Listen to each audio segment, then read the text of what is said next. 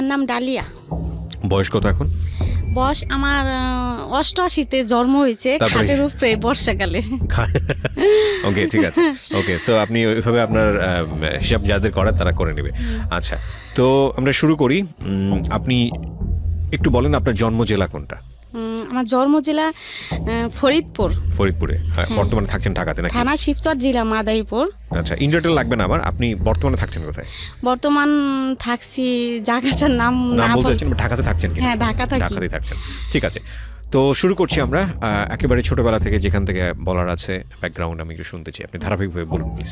আমার জীবনে 7 বছর থেকে আমার বেশিরভাগ অনেক কিছু মনে আছে। আচ্ছা, শুনি আমরা। এখানে একটু একটা কথা বলেন এই প্রিয় শ্রোতা, ওনার কোলে ওনার একটা বাচ্চা আছেন 2 বছর 3 মাস বয়স। ওর নাম কি? হাবিব। এবং ও বুঝতেই পারছেন যে ওনাকে রেখে আসা সম্ভব হয়নি, সুতরাং কিছুটা সাউন্ড ঢুকে যেতে পারে ওখানে বাচ্চাদের, যেটা হয় আপনারা হয়তো সাউন্ড শুনতেও পাচ্ছেন ও কিছুটা দুষ্টুমি করলে। সো আপনারা একটু মাইন্ডসেটটা রাখবেন এভাবে আর কি। ঠিক আছে, বলেন। হ্যাঁ, তো আমার 7 বছর থেকে আমার মনে আছে, আমার মা বয়স হওয়ার আগেই আমার মারে বিয়ে দিছে আমার আব্বার কাছে। আচ্ছা, তা বিয়ে দেওয়ার পরে বিয়ের পরে আর কি আমার মেয়েদের যেটা হয়, বড় হয় মেয়েরা, ওইটা হয়েছে আমার আম্মার। আচ্ছা, পরে হওয়ার পরে আমার দাদি বলুক। হ্যাঁ, আপনি কদুর ফুল অনেক আগেকার কথা, কদুর ফুল আর কি যেন একটা মুসাই করে কাগজে বাইন্দা আমার নানির কাছে পাঠাইছে। মানে আমার মা বড় হয়েছে এই কারণে। তো আমার মা বড় হয়েছে, তারপরে আমার বড় ভাই হয়েছে, তারপরে 5 বছর পর আমি হয়েছি। আচ্ছা, আমি হয়েছি পরে আমার ফুফুরা দাদিরা অনেক খুশি। আমি হওয়ার পরে আমার ভালোই খুব আদর করতো। মানে প্রথম সন্তানই আপনি ছিলেন? আমার ভাই বড়, তারপরে আমি। আচ্ছা, ওকে, হ্যাঁ। আমি হওয়ার পরে আমি মানে যখন 5-7 বছর, তখন থেকে আমি মানে খুব বিয়াদ্দপ ছিলাম।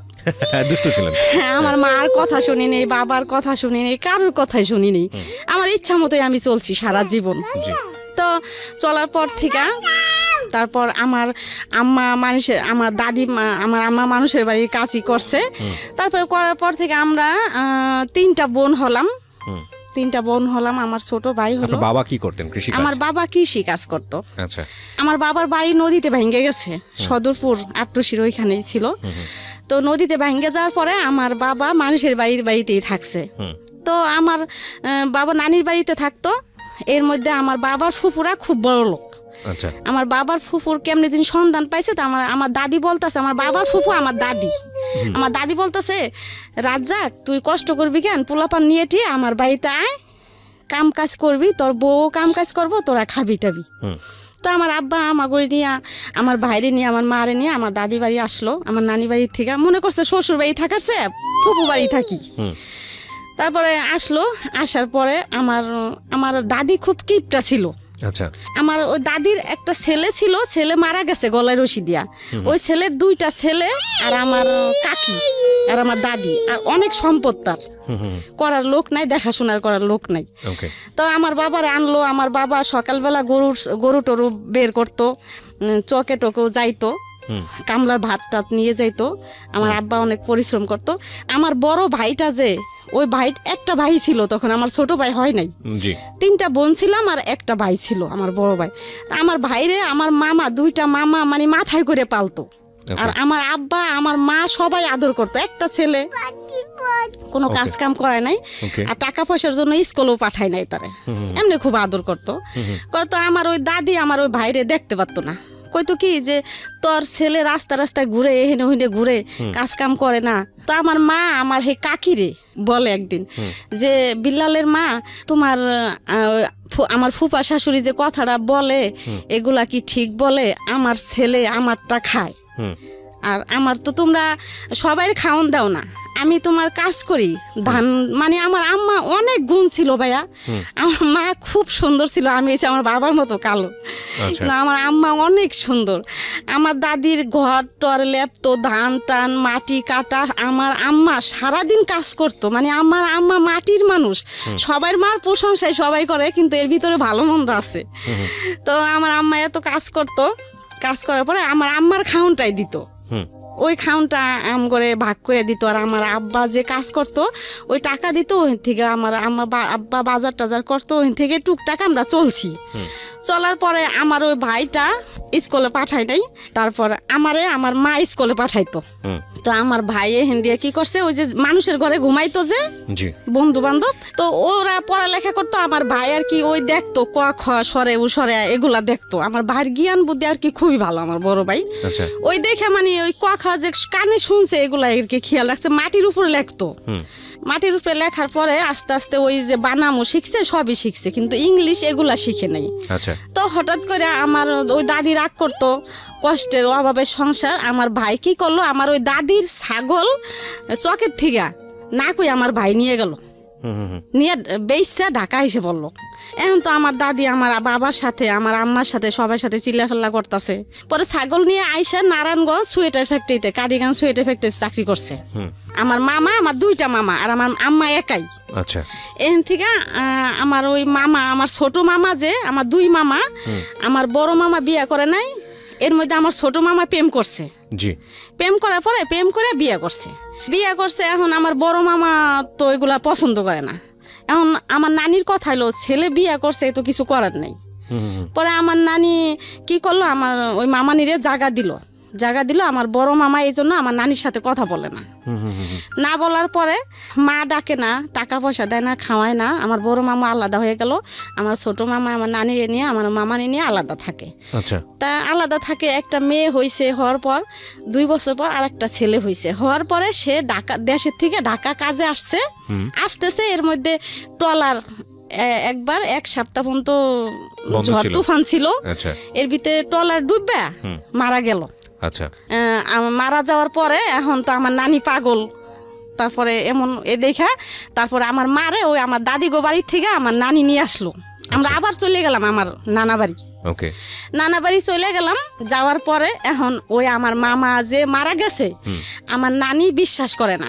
আমার নানি মানে পাগলের মতো হয়ে গেছে যে আমার ছেলে, আমার কামাল মরতে পারে না, আমার কামাল আছে, আমার কামাল মরে নাই। তো এরকম করতেছে খুব করতেছে। ওই আমার বড় মামায় আর আমার নানিরে ডাকে না, মা বলে না বলনে দেশের মানুষ সবাই আলোচনা করে যে জামাল নামাজ পড়ে, রোজা করে, অথচ মারে ডাকে না, এগুলা তো তুমি ভালো করো না। কিন্তু কারোর কথা সে মাথায় নিত না। না অনেক একদিন বিচারে বসলো, মানুষই আমার মামারে সাজা দিব, মা কেন ডাকে না, এত কষ্ট করে পালছে। উঠানের ভিতরে আমার মামারে মাথায় কয় মন যেন বুঝা দিয়ে আমার মামারে ঘুরাইবো উঠানের ভিতরে। তো ঘুরাইবো, তো আমার নানি যখন করছে ঘুরাইবো, সাজাটা দিব, তখন আমার নানি সব চেয়ারম্যান মেম্বার সবাই হাতে পায়ে জড়াই ধরলো, হ্যাঁ আমার মামারে যেন সাজা না দেয়। ঠিক আছে, আমার মা ডাকতে হইব না, আমার টাকা পয়সা দিতে হইব না, আমার ছেলেরা সাজা দিবেন না আপনারা। মানুষের কথা মতো আমার মামা, বড় মামা এখন আস্তে আস্তে ঠিক হইলো। তারপর গাছে তাবিজ রেখে আমার নানিরে বাসায় রাখলো, বাড়িতে রাখলো। তো আমরা ওই বাড়িতেই থাকলাম। বাড়িতে থাকার পরে এখন আমি তো একটু বড় হয়েছি, 10-11 বছর হয়েছে। এখন আমার ভাই ঢাকা থাকে। এখন আমার ভাই গেলেই আমার নানি সবাই বিচার দেয় আমার ভাইয়ের কাছে, যে তোর বোনে এরকম ওইরকম, মাইসের গাছে উঠে, অমুকের গাছে যায়, অমুকের গাছে যায়, অমুকের বাড়িতে যায়, অমুকের বাড়িতে চাকা ফিকে, ইটের চাকা ফিতে অমুকের ভাতের মধ্যে পড়ে। তো এই কথা বললো। আমার ভাই কি করলো, আমার ঢাকা নিয়ে আসলো। আমি মানুষের বাসায় খাই, বাসা থাকে, আমার বোনের নিয়ে আমি ঢাকা ভাড়া থাকুম। ঢাকা নিয়ে আসলো। তো আমি আসলাম। ঢাকা আসার পরে আমার ভাইয়ের সাথে চাকরি করতো একটা ছেলে কামাল। তারপরে ও আমারে দেখা পছন্দ করলো। কত বছর বয়সে ঢাকায় আসলো? হ্যাঁ, কত বছর? তখন 11 বছর। 11 বছর বয়স। আপনি তো ওই সময় লেখাপড়াও হয় নাই আপনার? না। আচ্ছা, আমি 5-এ পড়ালেখা করছি কোন রকম। ওকে। তারপরে আমার ভাই কি করলো, আমার ওই কামাল তখন মনে হয় তার বয়স 22, 23, 25 হবে, আর আমার বয়স তখন 11। তো এরকম করতে করতে 1 বছর গেল। পরে 1 বছরের মধ্যে আমার ভাই তার সাথে বিয়ে দিয়ে দিল। আচ্ছা। পরে আমি আমাদের বাড়িতে গেলাম। তারপরে আমগো ওইখান থেকে আমারে বরিশাল নিয়ে গেল। ওকে। আমার ছোট বোন, আমি, আর আমার মামা শ্বশুর, আমার চাচতো ভাসুর, আর ওই কামাল আমার হাজবেন্ড। বরিশাল গেলাম। বরিশাল যাইতে লঞ্চ পাইনি। ছোট বরিশাল থেকে আবার লঞ্চে যাইতে হয় ওদের বাড়িতে। আচ্ছা। পরে লঞ্চ পাই নেই। পরে ওইখানে থাকলাম রাত্রে, সকালবেলা লঞ্চ পামো। এখন পুলিশে ধরলো সবাইরে, আচ্ছা সবাই পুলিশে ধরলো। আমি ছোট, আমার কোথার থেকে যেন নিয়ে গেছে তারা, এই জন্য হ্যাঁ করে সবাই পুলিশে ধরলো। ওই কামালরে পুলিশে ধরলো, ধরার পরে অনেক হইলো, গ্যাঞ্জাম হইলো। হওয়ার পরে আমার ছোট বোনের কাছে নিয়ে আলাদা হয়ে গেল, জিজ্ঞেস করলো যে কি ব্যাপার, তুমি করে কই থেকে আনছে, কি আশায় বিষয়। পরে আমার ছোট বোন কইলো না, আমার বোনেরে বিয়ে দিছে, আমরাই বিয়ে দিছি, এই জন্য তারা আনছে। তো কি করলো, তারা ছাইরা দিল, আমার দেশে নিয়ে গেল। দেশে নেওয়ার পরে আমি অনেক দিন থাকলাম দেশে। তারপরে আমার বড় ছেলে পেটে আসলো, 13 বছর তখন। আমার বড় ছেলে পেটে আসলো, পেটে আসার পরে আমার আবার ঢাকা নিয়ে আসলো আমার হাজবেন্ড কামাল। আচ্ছা পরে আমগো বাড়িতে নিয়ে গেল, নিয়ে যে আমার বড় ছেলে হইলো। হওয়ার পরে কি করলো, ওই কামাল সুয়েটার ফ্যাক্টরিতে চাকরি করতেই থাকলো। এর ভিতরে আমার বড় ছেলে হওয়ার 40 দিন পর আবার আমার মেজো ছেলে পেটে আসলো ভাইয়া। আচ্ছা তখন মানে আমার এরকম বুদ্ধি ছিল না, আর আমার ওই স্বামী বলে নাই এই বা এই, আমার কিছু বলে নাই, প্ল্যানিং বলতে যেটা বোঝায় আর কি। হ্যাঁ আমার কিছু বলে নাই। আমি 40 দিন পর আবার আমার মেজো ছেলে পেটে আসলো, মেজো ছেলে পেটে আসলো। এখন তো আমার অবস্থা খারাপ। আপনার বয়স তখন কত? 14 বছর। 14 বছর বয়স, একটা বাচ্চা আছে অলরেডি? 14 বছর হয় নাই। আচ্ছা পরে আমারে কি করলো, আবার বরিশাল নিয়ে গেল। নিয়ে গেল মধ্যে আমার মেজো ছেলে হইলো ঠইলো। এর মধ্যে আমার ভাসুরের আবার বিয়ে করাই নাই, আমার ভাসুরের বিয়ে করাইছে। বউ সুন্দরী, আবার টাকা পয়সাও আনছে। আর ও কামাল, আমার হাজবেন্ডের নাম কামাল। ওরে ও তো বিয়ে করছে, টাকা পয়সাও নেয় নাই, আবার বউ সুন্দর না। এই আবার ও মানে আলোচনা শুরু করলো বাড়ির ভিতরে, মানে আপনাকে নিয়ে আলোচনা হচ্ছে? হ্যাঁ, আমার শ্বশুর শাশুড়ি সবাই এই আলোচনা করলো। এর মধ্যে আর কি এখন মানে সংসারে অশান্তি ফিরা। আমার এই যে আমার বাচ্চারে ভাত বাইরে খাইতে দেয় না, আমার খুব মানে কষ্ট। আমি ছোট মানুষ, আমার মানে চারিদিক দিয়ে মানে এখন আমার খুবই অত্যাচার। আমি কাপড় তুপুর নদীতে ধুইতে আইতাম, ওই ছুতা দিয়ে আমি ঢাকা এসে পড়তাম। আচ্ছা একা একা লঞ্চে আইসে পড়তাম। আবার আমার ভাই দিয়ে আসতো, আবার আমি আইসে পড়তাম। আচ্ছা ওই যে আমার কেউ ভালোবাসে না বাড়ির, আবার আইসে পড়তাম। ওকে, যে বাসা ছিল পলাইয়া চিটাগাং চলে গেছে। আচ্ছা আমার রাইখা চিটাগাং আমার ভাসুর থাকে, ওইখানে চলে গেছে। ওই ভাসুরের কাছে গেল। এখন আমার উপায় কি? আমার মা বাপ, আমার ভাই, এখন আমারে কেউ আমার এই করতেছে না। আমার মা বলতেছে সজীব সাগরে ও দাদা দাদির কাছে রেখে আসতে, মানে আপনার 2 ছেলেকে? হ্যাঁ। আচ্ছা, এখন আমি বলতাছি না, আমার সজীব সাগরে আমি রাইখে আসুম না, আমি আমার মরলে আমার সজীব সাগরে নিয়েই মরমু। পরে আমার মা বাবা আমার রাখবো না রাখনে আমি আসলাম ঢাকা আসিয়া দেখলাম কি আমার ঘরে তালা মারা দেখে এখন আমি কই যাই, আমার ভাই নতুন বিয়ে করছে বাসায়, ওই বাসায় গেছি সজীব সাগরে নিয়া। পরে ওই বাসায় গেছি মতো আমার ভাবি নতুন বিয়ে করছে, আমার ভাই তখন 1 বছর হয়েছে। আমার ভাই কি করলো, ওই ব্যাগ টক শুদ্ধ আমার রাস্তায় নামাই দিল যে আমি কিছু জানি না, বিয়ে কিন্তু তারাই দিছে। কয় আমি কিছু জানি না, এখন আমি কি করি? পরে ওই কামাল যে সুয়েটার ফ্যাক্টরিতে চাকরি করতো, তার বন্ধু বান্ধব মেসে থাকতো, ওই মেসে আমি মনির ভাই ওদের বাড়িতে বাসায় গেলাম। আচ্ছা, যাই বললাম যে ভাই এরকম আপনার কামাল ভাই তো গেছে, এখন দেখেন অগো দুজনটা আমি কই যাবো, ভাই তো এরকম আমার বাসা থেকে বের করে দিছে, আমি কি করবো এখন? পরে ওরা আমার সন্ধ্যা হয়ে গেছে ওই দিন, আর কি করলো, আমার করলো আসেন ভাবি আমার বাসায় আসেন। পরে আমার নিয়ে গেল, তারা 4-5 জন মেসে থাকে, তারা 1 রুমে ঘুমাইলো, 2 রুমের মানুষ 1 রুমে ঘুমাইলো, আর আমার 1 রুমে ঘুমাইতে দিল। আচ্ছা, তারপরের দিন আমার লঞ্চে উঠাই দিল, আমি আবার বরিশাল গেলাম। স্বামী নাই, আর এমনি তো তারা এরকম করে। বললো আমার আর কেউ জায়গা দিল না দেও না, আমি বরিশাল থেকে আবার ঢাকা আসলাম। এই সজীব সাগরে নিয়া ছোট 2জন, কেউ সুন্দর মতো হাঁটতে পারে না তখন। আইসা হরতাল, তখন আমি কি করলাম, রকেট আছে, লঞ্চও চলে না, রকেটে খুলনা গেলাম। আচ্ছা, ওই নদী দিয়ে রকেট চলে। খুলনা কেন গেলেন? খুলনা গেলাম হরতাল, তখন যশোর আমার নানির বোনের বাড়ি আছে, তারা খুব বড় লোক, ওইখানে যাবো আর কি। আচ্ছা, ওইখানে যাই সজীব সাগরে নিয়ে কাজ করবো, 2টা বাচ্চাকে নিয়ে। হ্যাঁ, স্বামী তখন কোথায় সেটা জানেন না? না, আমার তো কেউ জায়গা দিতেছে না। কামাল তখন কোথায় আপনি জানেন না? না, জানি না। ওকে, তো খুলনা গেলাম, রাত হয়ে গেল। তারপরে ওইখানে বাইদ্যে বেটিরা আছে, টঙে থাকে, ওই বেটির সাথে কথা বললাম মতো, ওই বেটিরা কয় কি বোন তুমি থাক। আসলে আমি যেদিকে গেছি আর সজীব সাগরে নিয়ে সবাই আমার আশ্রয় দিত। পরে সকালবেলা ট্রেনে উঠাই দিল, আমি যশোর গেলাম, যশোর থেকে সজীব সাগরে নিয়ে কাজ কাম করলাম, খাইলাম। খাওয়ার পরে আমার আর কি যাইতাম, আমার মন বসতো না, যে আমি কি করলো আমারে, ভালো লাগতো না আমার কোথাও। পরে ওইখানে থাকলাম, আবার আইসা পড়লাম, আবার বরিশাল গেলাম। বরিশাল গেলাম মতো, পরে আমার দেওরে কি করলো, আমার মাইরা পরে আমার লঞ্চে উঠাই দিল। আমার লঞ্চে উঠাই দিল, আমি কি করলাম, লঞ্চের থেকে আবার আমার চাচি শাশুড়িরা আছে, চাচতো দেওররা আছে, তারা আর কি আমার বুদ্ধি দিত যে ডালিয়া এরকম এরকম ভাবে চলবি, তুই যাবি না, কে যাবি, তুই বুঝা খাবি, তোর তো কোনো দোষ না, তুই ছোট মানুষ, তোর এরকম করবো কে, তোর তো হেরা দেখেই আনছে। পরে আমি এক ঘাটে থেকে উঠাই দিছি, আমি আর এক ঘাটে নামে পড়ছি। আচ্ছা, নামে পড়ছি, নামে বাইরে চেয়ারম্যান আছে মহিলা, ওদের বাড়িতে গেছি মতো ওই মহিলা আমারে নিয়ে গেছে বরিশাল কোর্টে। আচ্ছা, আমারে দিয়ে মামলা করাইব। এখন কেমনে কেমনে দিন হেরা জানছে যে ডালিয়া তো লঞ্চে ঢাকা যায় নাই, নাইমে গেছে। ওকে, এখন যাই না তো হেরা পাগল হয়ে গেছে। তারপরে তখন ওই কামালে পাগলা করতো, ওই যে ট্রাকে হেল্পারি করতো। আচ্ছা, ওই চিটাগাং থেকে আবার পাগলা তার বোনের বাড়ি, আমার ননাসের বাড়ি আছে, বাসা আছে, আচ্ছা, ওইখানে আসছে। তাই ওর আব্বুরে লোকে দিয়া ফোন দিল যে এরকম এরকম এখন বুড়াকালে কি আমরা জেল খাটমু তোর লিগা, তোর বউ এরকম এরকম কোর্টে গেছে, মামলা করবো, এখন তোর বউ তুই বিয়া করছো, যেমনি হোক তোর বউ নিয়ে যা।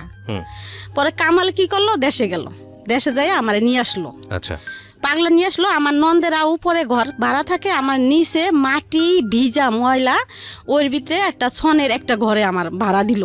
আচ্ছা, ভাড়া দিল, মাটিতে ঘুমাই সজীব সাগরে নিয়া। ও চিটাগাং এখানে ওখানে যায়, হেল্পারি করে, 4-5 দিন পর পর আসে। তাই আমারে বাজারের টাকা দিয়ে যেত না, কোনো রকম আর কি দিয়ে যেত। তা ও একদিন টাকা না দিয়ে জায়গা, পরে আমি সজীবরে কই কি তোর আব্বুর লগে যাই টাকা নিয়ে বাজার আনতে ক, দিয়ে যাইতে ক।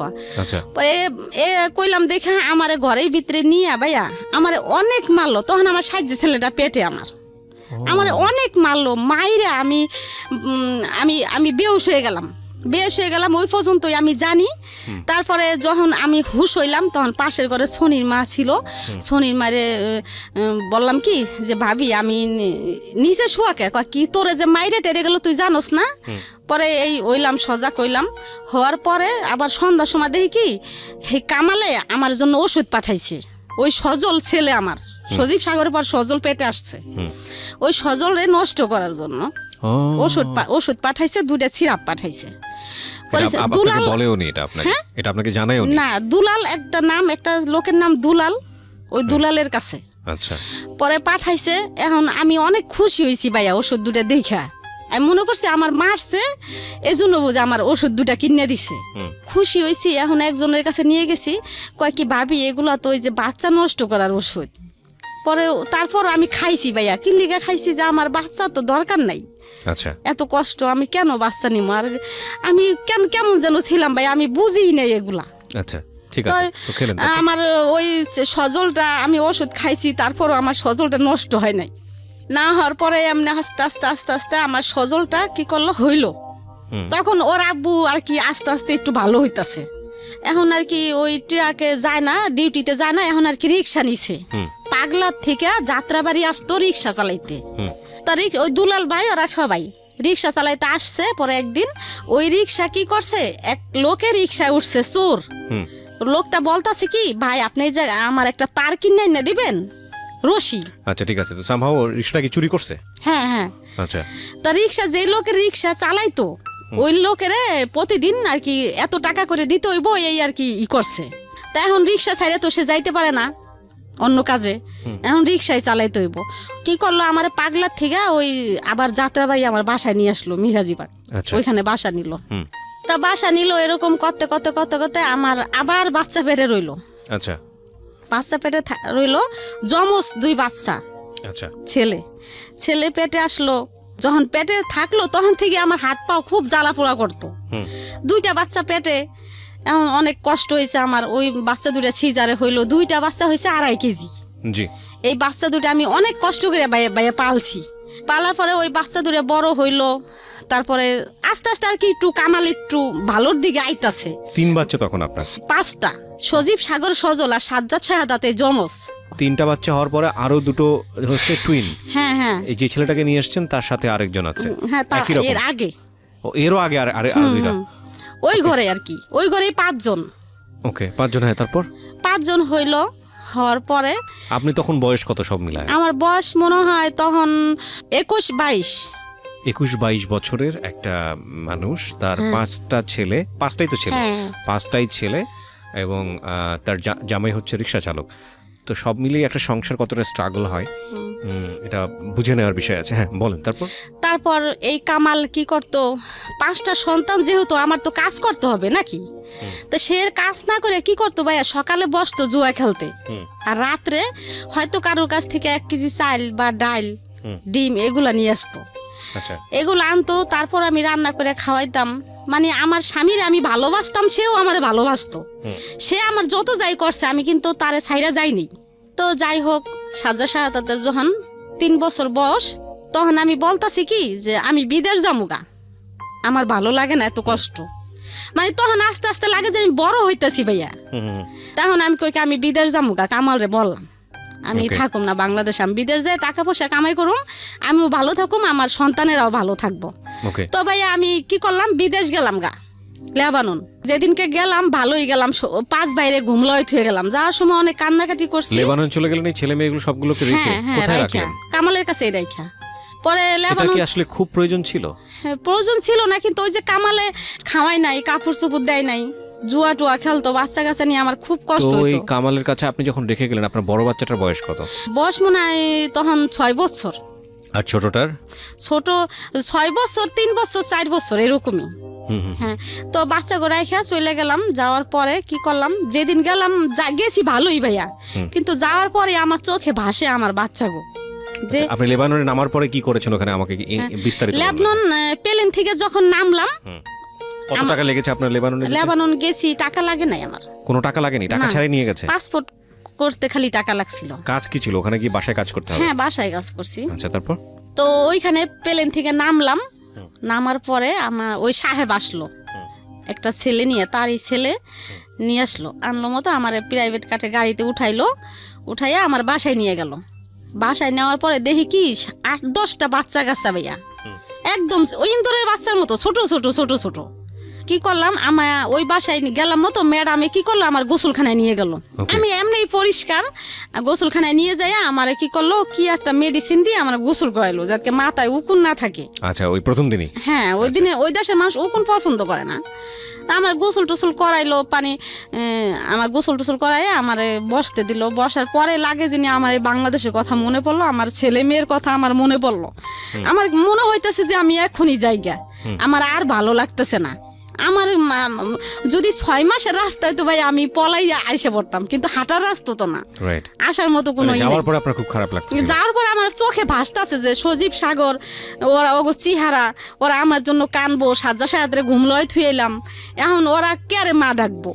এখানে একটা বিষয় একটু ইন্টারাপ্ট করছি প্রিয় শ্রোতা, যারা শুনছেন সিক্রেটস তাদের সবাইকে বলছি, আমরা সবসময় বলে থাকি জীবন গল্প এবং সিক্রেটস অনুষ্ঠানটি সব শ্রেণীর মানুষের জন্য। আজকে যেই ভদ্রমহিলার জীবনের সিক্রেটস এখানে রিভিল হচ্ছে, একেবারেই আমাদের প্রান্তিক পর্যায়ের একজন মানুষ, এবং সবচাইতে যদি আমি নাম্বার দিয়ে যদি কাউন্ট করি, তাহলে আমি বলবো যে সবচাইতে সংখ্যাগরিষ্ঠ মানুষদের মধ্যে তারা। এবং এদের যে জীবন বোধ বা এদের যে জীবন আচরণ, অর্থনীতির সাথে যে ফাইট বা এদের জীবনের যে সংগ্রাম, সেখানেও কখনো কখনো ভুল হয়ে যায়। এই ভুলগুলো থেকেও আমাদের শেখার আছে। আমি চাইবো আপনারা শেষ পর্যন্ত মনোযোগ দিয়ে শুনবেন। এটা শুধুই একজন কিশোরীর জীবন যুদ্ধের গল্প না, এটা একজন কিশোরীর ভুল করার গল্প, অপরাধের গল্প, এবং সে সবশেষে নিজেকে রিয়ালাইজ করার গল্প। এবং আশা করছি এখান থেকে আপনারা কিছু না কিছু শিখতে পারবেন। জি, তো লেবাননে যাওয়ার পরে আপনার মনে হচ্ছিল যে ছেলেদেরকে আপনি খুব মিস করছেন? তখন আমি মনে হইতাছে যে আমি যদি হাঁটার জায়গা হইতো তাহলেও আমি রওনা দিতাম। 6 মাস যদি লাগতো হাঁটতে, তো আমি 6 মাস ধরে পরে যদি আমার ছেলে মেয়ে দেখতে পারতাম হাঁটতে হাঁটতে যাইয়া, তারপর আমি হাঁটা শুরু করতাম। আচ্ছা, তো কি করলাম, ওইখান থেকে তো আর আসা যাবে না। তো আমার রাত্রে আর কাটলো না, রাত্রে এরকম বইসেই রইলাম বারিন্দায়। তো সবাই তো ঘুমাইতেছে, সকালবেলা ভোরে উঠছি, উঠে আমি পাগলের মতো করতেছি। আচ্ছা, সাহেব ম্যাডামরে ডাকতেছি, ম্যাডামরা তো তখন ঘুমাইবো, আমি ভোর 6টা বাজে যে ডাকা শুরু করছি যে আমারে দিয়ে আসেন, আমি থাকুম না। তারা তো আমার ভাষা বুঝে না। আচ্ছা, আমারে ডাল, চাল, আলু, ডিম, আমি যা যা পছন্দ বাংলাদেশের মেয়েরা খায়, ওই দালালে বলে দিছে যে এগুলো আইনে দিবেন। তাহলে থাকবো, মেয়ে খাইবো। বিদেশ মানুষে খারাপ বলে, আসলে কিন্তু ভালো খারাপ সবই আছে, সব জায়গাতেই আছে। হ্যাঁ, ভালো খারাপ নিজের ভিতরে। আপনি একটু আমাকে বলেন তো, যেই বাড়িতে আপনাকে রাখা হলো ওই বাড়ির মুনি বা বাড়ির লোকজন কতজন, কি করতো ওরা, একটু একটু আইডিয়া দেন তো আমাকে। ওই বাড়ির যে মালিক, হ্যাঁ, পুরুষ, সে 5 ওয়াক্ত নামাজ পড়তো। আচ্ছা, না সেটা খুবই ঠিক আছে, ভদ্র। খুবই ভদ্র, কিন্তু ওখানে মহিলা আর কেউ না, আর ছেলে বাচ্চা মেয়ে কেউ কাচ্চা ছিল নাই? না, ছোট ছোট ছেলে মেয়েরা। কয়জন ছিল? প্রায় 7-8 জন। আচ্ছা, বাড়ির সম্পর্কে যদি একটু বলেন, কত বড় বাড়ির বাড়ি? সম্পর্ক খুব বড়, মানে 8-10টা রুম।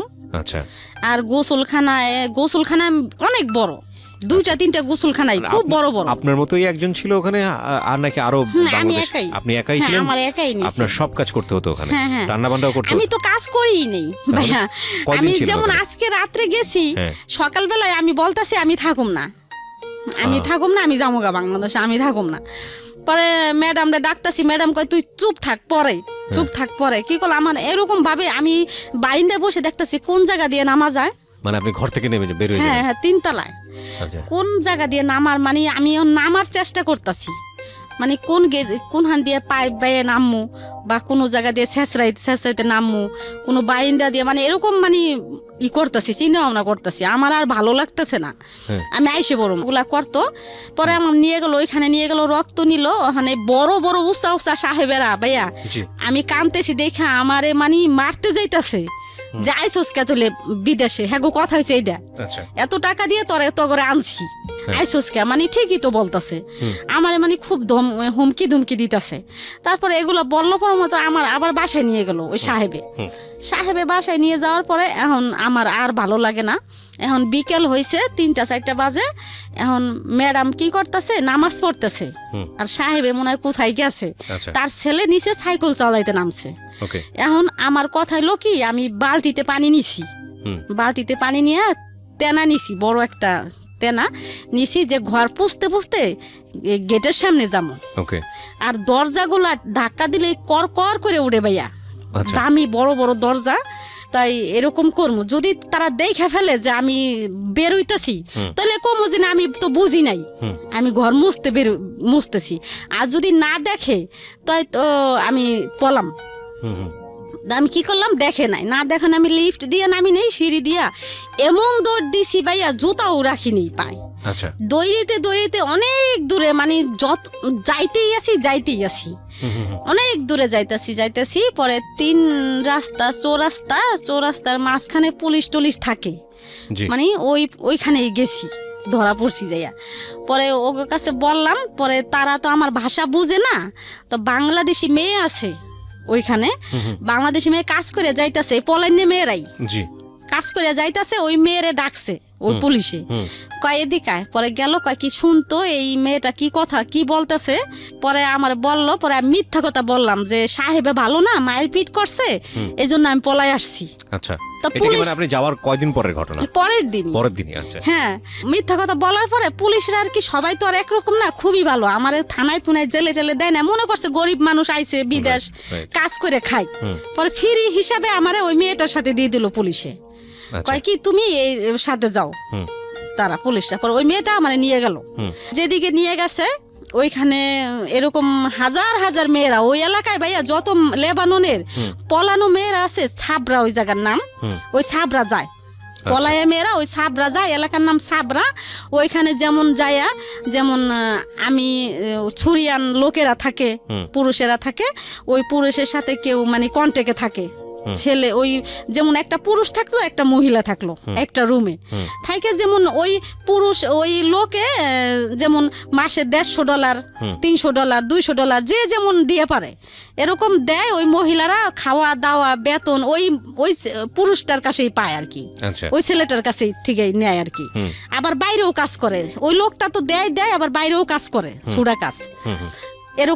এরকম মহিলারা আছে। আচ্ছা, কিছু মহিলারা আছে ভাইয়া, যে ভালো কাজ করতেছে, সৎ কাজ করতেছে, 5 ওয়াক্ত নামাজ পড়তেছে, তারা 70-80 হাজার টাকা 50,000 টাকা এমন ইনকাম করতেছে। কিভাবে? ছুটা কাম যেতকে এই বাসায় 3 ঘন্টা, 1 ঘন্টায় 7 টাকা ভাইয়া, 1 টাকায় 70 টাকা। ওকে, তাই এমন যদি 5-7 ঘন্টা বা 8-10 ঘন্টা করে তাহলে অনেক টাকা না মাসে। এরকম অনেক মেয়েরা এরকমও করে যারা ভালো। আচ্ছা, আর যেই করে এগুলো দেশে পাঠায় দেয়। হ্যাঁ, এখানে কি আপনি যেগুলো কন্টাক্টে থাকার কথা বলছেন, এখানে কি বাংলাদেশি মেয়েরাও আছে এরকম? হ্যাঁ হ্যাঁ হ্যাঁ ওকে, এটা আপনি নিজের চোখে দেখেছেন? হ্যাঁ হ্যাঁ। আমি কিন্তু এখানে একটা কথা বলি, এটা ওনার বক্তব্য, আমরা রেডিওতে এটাকে স্বতঃসিদ্ধ করছি না, এটা উনি যেটা বলছে সেটাকে বিশ্বাস অবিশ্বাস একান্তই আপনাদের বিষয়। হ্যাঁ, তারপর ওই যে আমি যেখানে গেছি আর কি, মেয়েটা আমার যেখানে নিয়ে গেল, ওইখানে ছাপড়ার কথা বলছেন আপনি? হ্যাঁ, ছাবরার কথা বলতেছি এটা। তা ওই কিছু কিছু মহিলারা বহিদেও কাজ করে, কিছু কিছু মহিলারা অবহিদেও কাজ করে। তাই যারা বহিদ কাজ করে তারা তো মাসে 1.5 লাখ 2 লাখ ইনকাম করে, আর যারা ভালো কাজ করে হেরাও 70-80 হাজার 1 লাখ টাকা কাম করে ভাইয়া। 3টা মেয়ের কাছে যে পড়লাম, 3টা মেয়ে, একটা অফিসে চাকরি করে, অফিসে চাটা এগিয়ে দেয়, অফিস ঝাড়ু টাড়ু দেয় এই।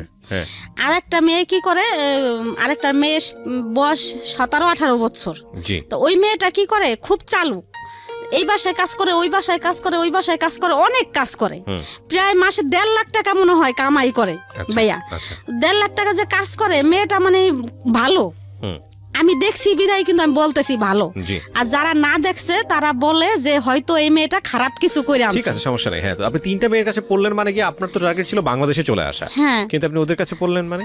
ওদের কাছে গেলাম, ওই যে ওই মেয়েটারে দিয়ে আমার পাঠাইলো পুলিশেরা। আচ্ছা আচ্ছা, এখন তো আর বাংলাদেশে আসার কোনো ই নাই, পুলিশেও ধরতাছে না, এখন কি করা আছে? ওদের কাছে থাকতে হবে আপনাকে? ওদের কাছে থাকলাম। ওরা থাকতো কি একটা জায়গায় থাকতো? হ্যাঁ, একটা রুমে থাকতো, এক রুমেই থেকে বিভিন্ন রকমের কাজকর্ম করতো। হ্যাঁ, বিভিন্ন রকমের কাজ করতো।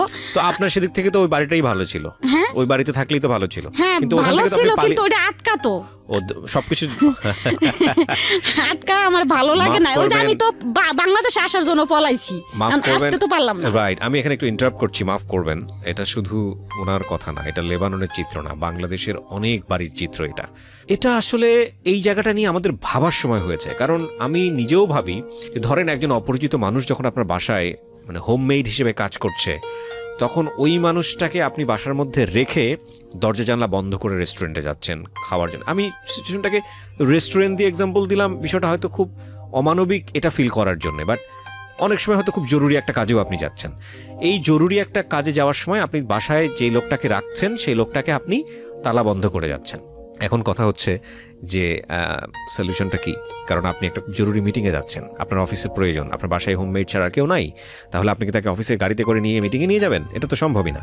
তো সম্ভব যদি না হয় তাহলে বাসাতে রেখে আসতে হবে। এবং বাসাতে রেখে আসলে আপনি তালা বন্ধ না করলে তো উপায় নেই, কারণ আপনার বাসায় যে জিনিসপত্রগুলো আছে সেগুলো চুরি হয়ে যেতে পারে। তাহলে দেখুন, বোথ সাইড থেকে বিষয়টা একটা বড় রকমের সমস্যা। এবং এই সমস্যা আমরা আমাদের এই যে ডিজিটাল প্রযুক্তির যুগে বিভিন্ন রকমের বিভিন্ন কিছু বের করে সমাধান করে দিচ্ছি, কিন্তু আমাদের এই খুব অমানবিক জায়গার সমস্যাগুলো নিয়ে আমাদের একটু ভাবা উচিত। যে ঘন্টার পর ঘন্টা যে মানুষটা বাসায় কাজ করছে, ওই মানুষটা তালাবদ্ধ অবস্থায় বাসার মধ্যে থাকছে, আল্লাহ না করুক কোনো একটা দুর্ঘটনা যদি ঘটে, নির্ঘাত মারা পড়বে। তো এটা তো আমি যতদূর জানি যে এটা আইনত একটা অপরাধ, এটা এইভাবে রাখা যাবে না। কিন্তু এটা একটা সলিউশনটা কি? সলিউশনটা তো আমাদের আসা উচিত, একটা কমফোর্টেবল একটা সলিউশন। এবং এই সলিউশনের জায়গা নিয়ে আমাদের মনে হয় কাজ করা উচিত। যারা আজকের এই অনুষ্ঠানটা শুনছেন, এটা বোথ সাইড প্রবলেম। এটা যিনি মনিব তার জায়গা থেকেও প্রবলেম, যিনি ভৃত্য তার জায়গা থেকেও প্রবলেম। যদিও মনিব ভৃত্য সম্পর্ক জায়গাটা এভাবে এক্সপ্লেনেবল না, কিন্তু এই প্রবলেমটা বোথ সাইড থেকে লাভবান হয় সেই জায়গাটায় আসা উচিত। কারণ অনেক সময় দেখেছি যে অনেকেই আছেন যেটা চান না যে ওনার বাসায় এরকমভাবে তাকে তালাবদ্ধ করে রেখে বাইরে যেতে হচ্ছে, ঘন্টার পরে ঘন্টা বাইরে স্টে করতে হচ্ছে। এটা অনেক মালিকই চান না, কিন্তু নিরুপায় হয়ে করেন। এই নিরুপায় হন কারণ কোনো অল্টারনেটিভ সলিউশন নাই। আমাদের এই অল্টারনেটিভ সলিউশনের জায়গাটা একটু ভাবা উচিত। এবং আমি মনে করি যে কেউ যদি এই জায়গাটায় কোনো একটা কন্ট্রিবিউশন রাখতে পারেন, একটা বেটার সলিউশন আসতে পারেন, তিনি অসাধারণ একটি কাজ করবেন, অসাধারণ একটা কাজ করবেন। আমি আমার জায়গা থেকে তাকে অগ্রিম সাধুবাদ জানিয়ে রাখছি। এবং আমার জানা নাই যে আসলেও কোনো সলিউশন আছে কিনা। আপনাদের যদি কিছু জানা থাকে আপনারা এসে আমাদের ফেসবুকে লিখতে পারেন।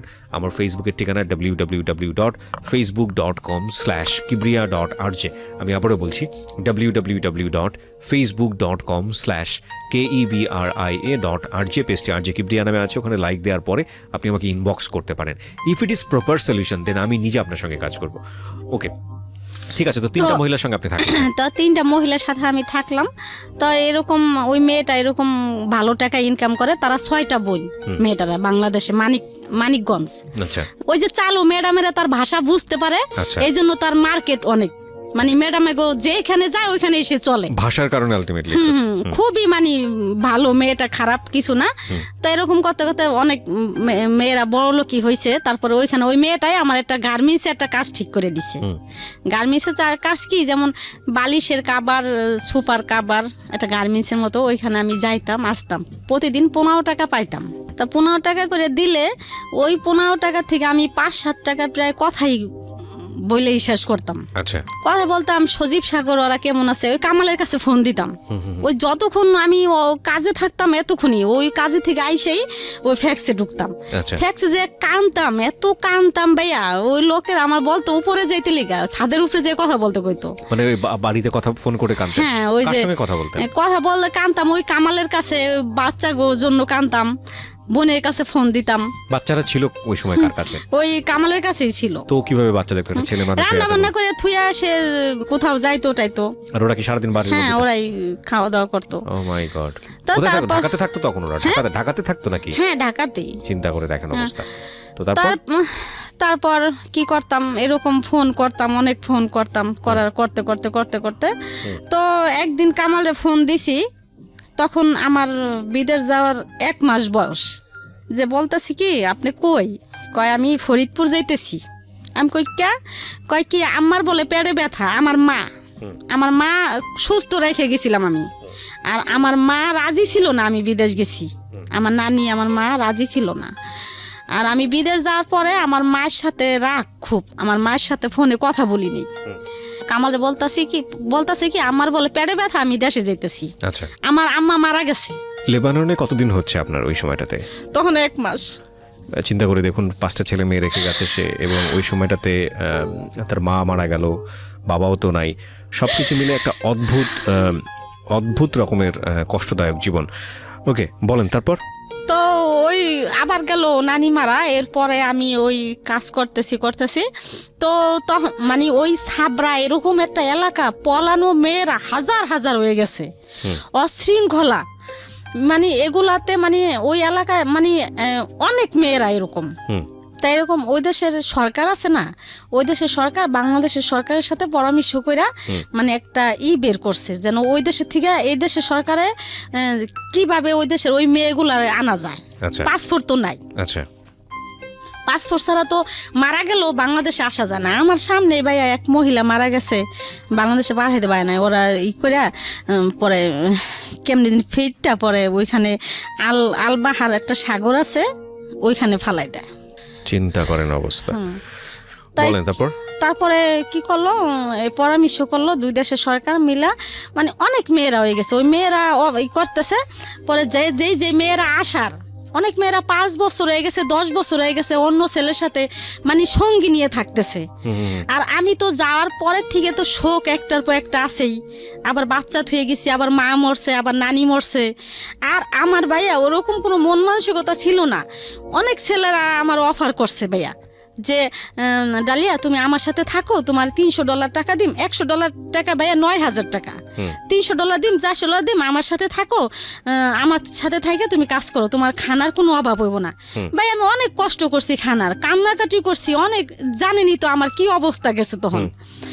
এইভাবে কাটাইছি। পরে 3 মাস শেষ, 3 মাসের শেষে পরে ওইখানে $400 টাকা দিয়ে এক জায়গায় নাম দিছি বাংলাদেশে আসার জন্য, ছবি নাম দিছি, দিয়া পরে কি করলাম, ওই বাংলাদেশে আসার করলাম।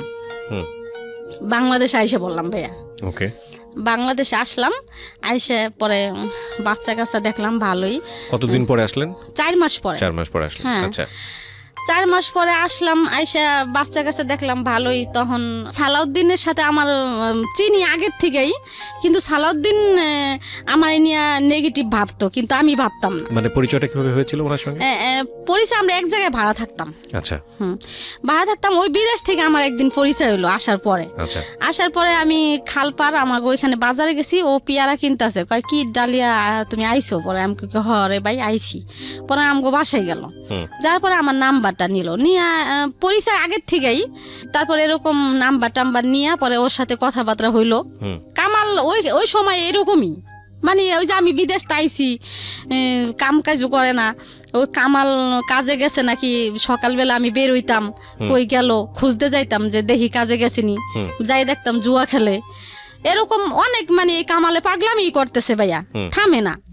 না থামনে পরে একবার করলাম, 3,000 টাকা নিয়ে কাজে গেছে, রিক্সা তখন ভ্যান চালায়, 3,000 টাকা নিয়ে কাজে গেছে। এখন রাত্রে আইসে কয় ডালিয়া আমার কাছ থেকে না 3,000 টাকা আলু বাজার সদরঘাট ওইখান থেকে নিয়ে গেছে ছিনতাইকাররা। তা আমি মনে মনে পরে চিন্তা করলাম যে 3,000 টাকা নিছে, ভ্যান নেয় নাই, টাকা নিলে তো ভ্যানও নিয়ে যাইব, তা নেয় নাই, তো সে মনে হয় জুয়াই খেলছে। ঠিকই ভাইয়া, জুয়া খেলে হারছে। আচ্ছা, তাই যাই হোক রাত্রে খুব জর্গা করতাম ওর সাথে আমি, জুয়া নিয়ে।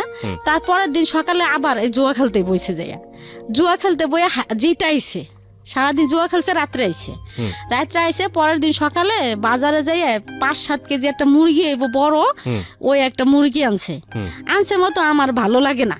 আমার কথা হলো ভাই আমি গোস মাছ না খাইয়া প্রতিদিন আলু ভর্তা ডাল খামু, আমার স্বামী আইনে দিব, আমার বাচ্চা কাছে নিয়ে খামু, কাজের টাকা খামু, আমি কেন সে জুয়া খেলবো? এই জুয়ার টাকা গেলে জিতে সেই কাজটা করেছে। হ্যাঁ, জুয়ার টাকা ভাই আমার একদম ভালো লাগতো না, জুয়া লাগে যিনি আমার সতীন এরকম মনে হইতো, মানে বিষের মতো লাগতো। পরে ওই মুরগি সে আনছে, আইনা নিজে কাটছে, কাইটে কুইটে আমার ডালিয়া তুমি রান্না করো, পরে আমি খামু। পরে আমি রান্না বান্না করি না, আমার তো মন খারাপ, কইলে ঝগড়া লেগে যাবো, মারামারি। তারপরে আমায় তার সাথে গেলাম, সে বলতেছে ফোন আইছে আমি এক জায়গায় যাই আলু বাজার। পরে আমি গেলাম, যাইতে দেখি কি যে জুয়ার ঘরে যে বইছে, বইয়া এখন আমি যাই থাবা দিয়ে হাত ধরছি যে কি ব্যাপার, এখন তো জুয়া খেলতেছেন আপনি যে অস্বীকার জান আমার কাছে আমি জুয়া খেলি না, এটা তো ঠিক আছে, আপনি খেলতেছেন তো জুয়া, মানে সরাসরি ধরছি আমি যাইয়া, কয় হ্যাঁ আমি খেলতাছি। তবে এগুলো আমার পিছে আই পড়লো। তা এরকম করতে ঘরে একটা টিভি ছিল ভাইয়া, এরকম 2 দিন পরপরই বন্ধ রাখতো, 2 দিন পরপরই টেলিভিশন বন্ধ রাখতো। হ্যাঁ, টিভি বন্ধ রাখতো। এখন তো ওই 7-8 বছর বয়স হয়েছে তখন সজীব সাগর সজলের, তখন ওই বাচ্চাকে কামি দিয়ে দিছে ভাইয়া, ধরলাম। এরকম করতাম, করার পরে এই সালাউদ্দিন তো আমার বাসায় আসা যাওয়া করতো। আজকে ডালিয়া আমি ঘর ভাড়া দিতে পারতাম না, সালাউদ্দিন ঘর ভাড়া দিতে পারি না, সালাউদ্দিন পরে টাকা নেন, সালাউদ্দিন আজকে ঘর ভাড়া দিত, কালকে কেন কাঁচামরিচ পেঁয়াজ বাজার চাল, মানে ওরা আমার সবসময় দরকার থাকতো টাকার, ও মানে চাইতে দেরি আছে ভাইয়া, দিতে দেরি নাই। আচ্ছা, আমার বাসায় আসা যাওয়া করতো, তাই সবকিছুই আমার দিত। আমার লসুন শীত আসলে আমার সালাউদ্দিন, হ্যাঁ সালাউদ্দিন, তো এগুলো দিত আপনার হাজবেন্ড, তো সন্দেহ করার কথা, এবং আপনার জায়গা থেকে সন্দেহ করার কথা, ও সন্দেহ করতো না, মানে ওই সালাউদ্দিন আমারে বোন রাখছে, আর অনেক আগের থেকে প্রায় 5-7 বছর আগের থেকে আসা যাওয়া করে। বিবাহিত ছিল নাকি অবিবাহিত ছিল? তো এরকম আমার দ্বিতীয়টি ওই কামালে আবার ওরা সন্দেহ করতো না, আমিও মানে এগুলা কিছু ভাবতাম না, ভাবতাম যে এমনি ভালো লাগে, ওর মায়া লাগে, এই জন্যই দিতেছে। তা এরকম করতো একদিন ব্রাহ্মণবাড়িয়া লাইনে ও গাড়ি হেল্পারি করে, তখন তো আমার জন্য একটা 3 পিস নিয়ে এসে ভাইয়া। পরে আমি থাকতাম 4 তলায়, 3 তলায় একটা শারমিন করে একটা মেয়ে ছিল, ওই মেয়েটার আমি বললাম যে শারমিন, সালাউদ্দিন না আমার জন্য একটা 3 পিস আনছে রে। শারমিন কয় ডালিয়াফা, মানুষের একজন একটা জিনিস দেয় মানুষ স্বার্থের লিগে দেয়, স্বার্থ ছাড়া কিন্তু কেউ কিছু দেয় না।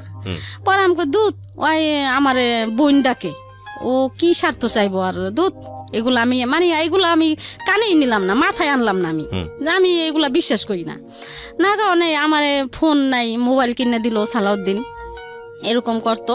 তো এরকম কিনে টিনে দেওয়ার পরে আমি সালাউদ্দিনের পছন্দ করতাম না ভাইয়া, ও হ্যাংলা। আর আমি মানুষটা নিশ্চয় আমি এরকম ছিলাম না, আরো 11 বছর আগের কথা, ভালোই ছিলাম। তাই আমার চয়েস ছিল খুব ভালো, সুন্দর চয়েস ছিল, আর হ্যামস্যাম।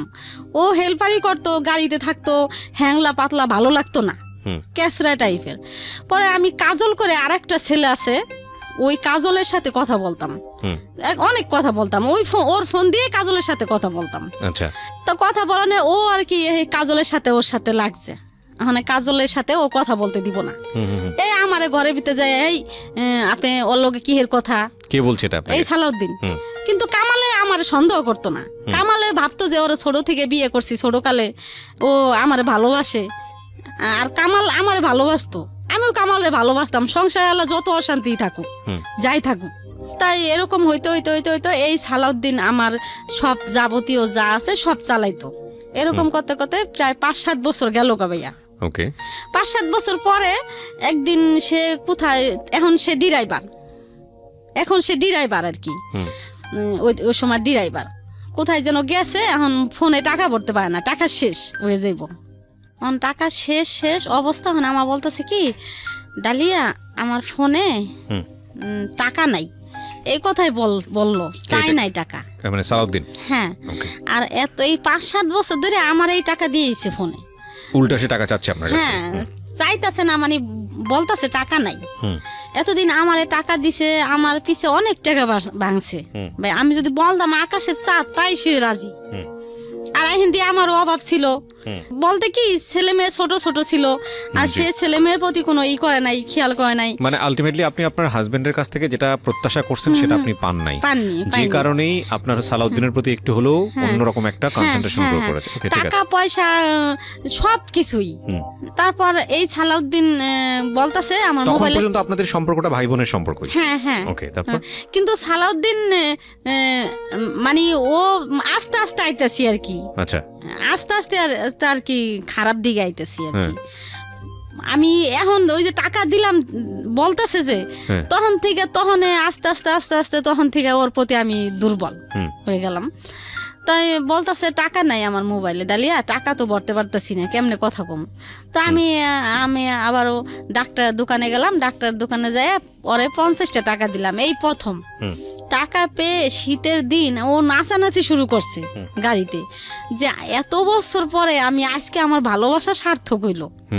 এত বছর ডালিয়া আমার সাথে ভালোভাবে একটু কথাও কয় নাই, আজকে আস্তে আস্তে এখন ডালিয়া আজকে আমার মোবাইলে টাকাও দিল বলতেছে আর কি।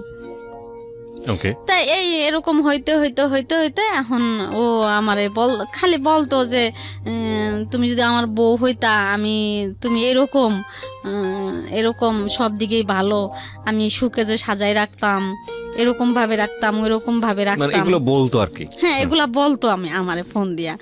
আবার আমি এরকম বলতো, পরে একদিনকে আমারে অফার করছে, আমার বিয়ের অফার।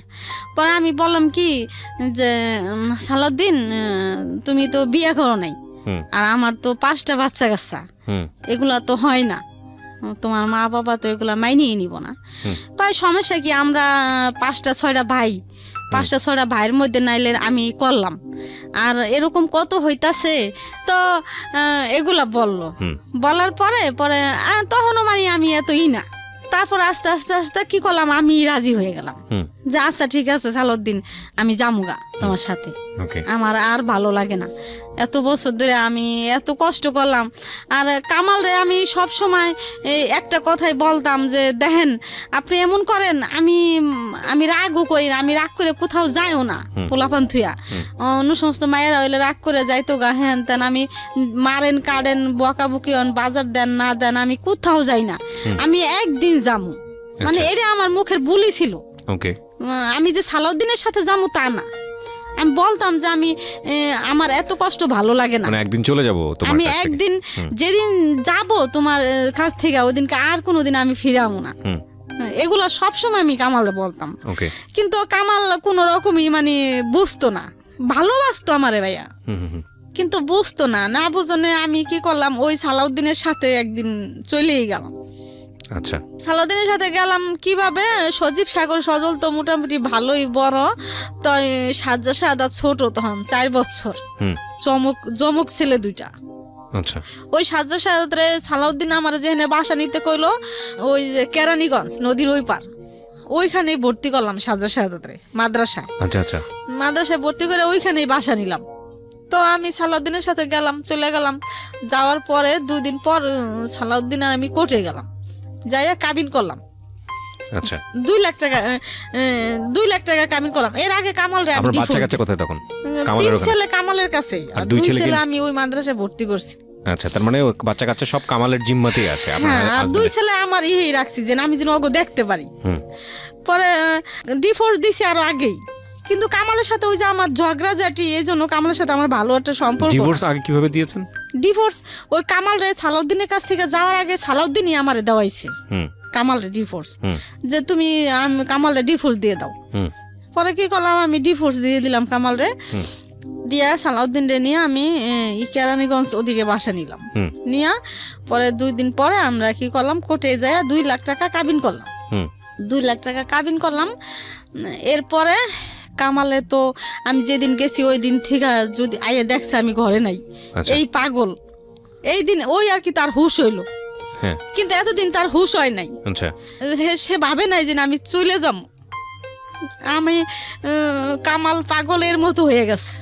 সালাউদ্দিন গো বাসায় নিচতলা, আমার গো বাসায় 5 তলা। সালাউদ্দিনের মা বাবা সবাই নিচতলায় থাকে। তাই যাওয়ার মধ্যে আমার বাসায় সালাউদ্দিনই যাইতো, কামাল জানে, আর তো কেউ যাইতো না। তাই ও সালাউদ্দিনের সাথে আমি কাবিন করলাম। তাই এই হিন্দি আর কি আমার খোঁজাখুঁজি করতেছে কামাল, যে কোথায় গেল, রাগ হয়ে হয়তো কারো বাসায় গেল না কি করলো। সে এখনো বুঝে নাই যে আমি সালাউদ্দিনের সাথে গেছি।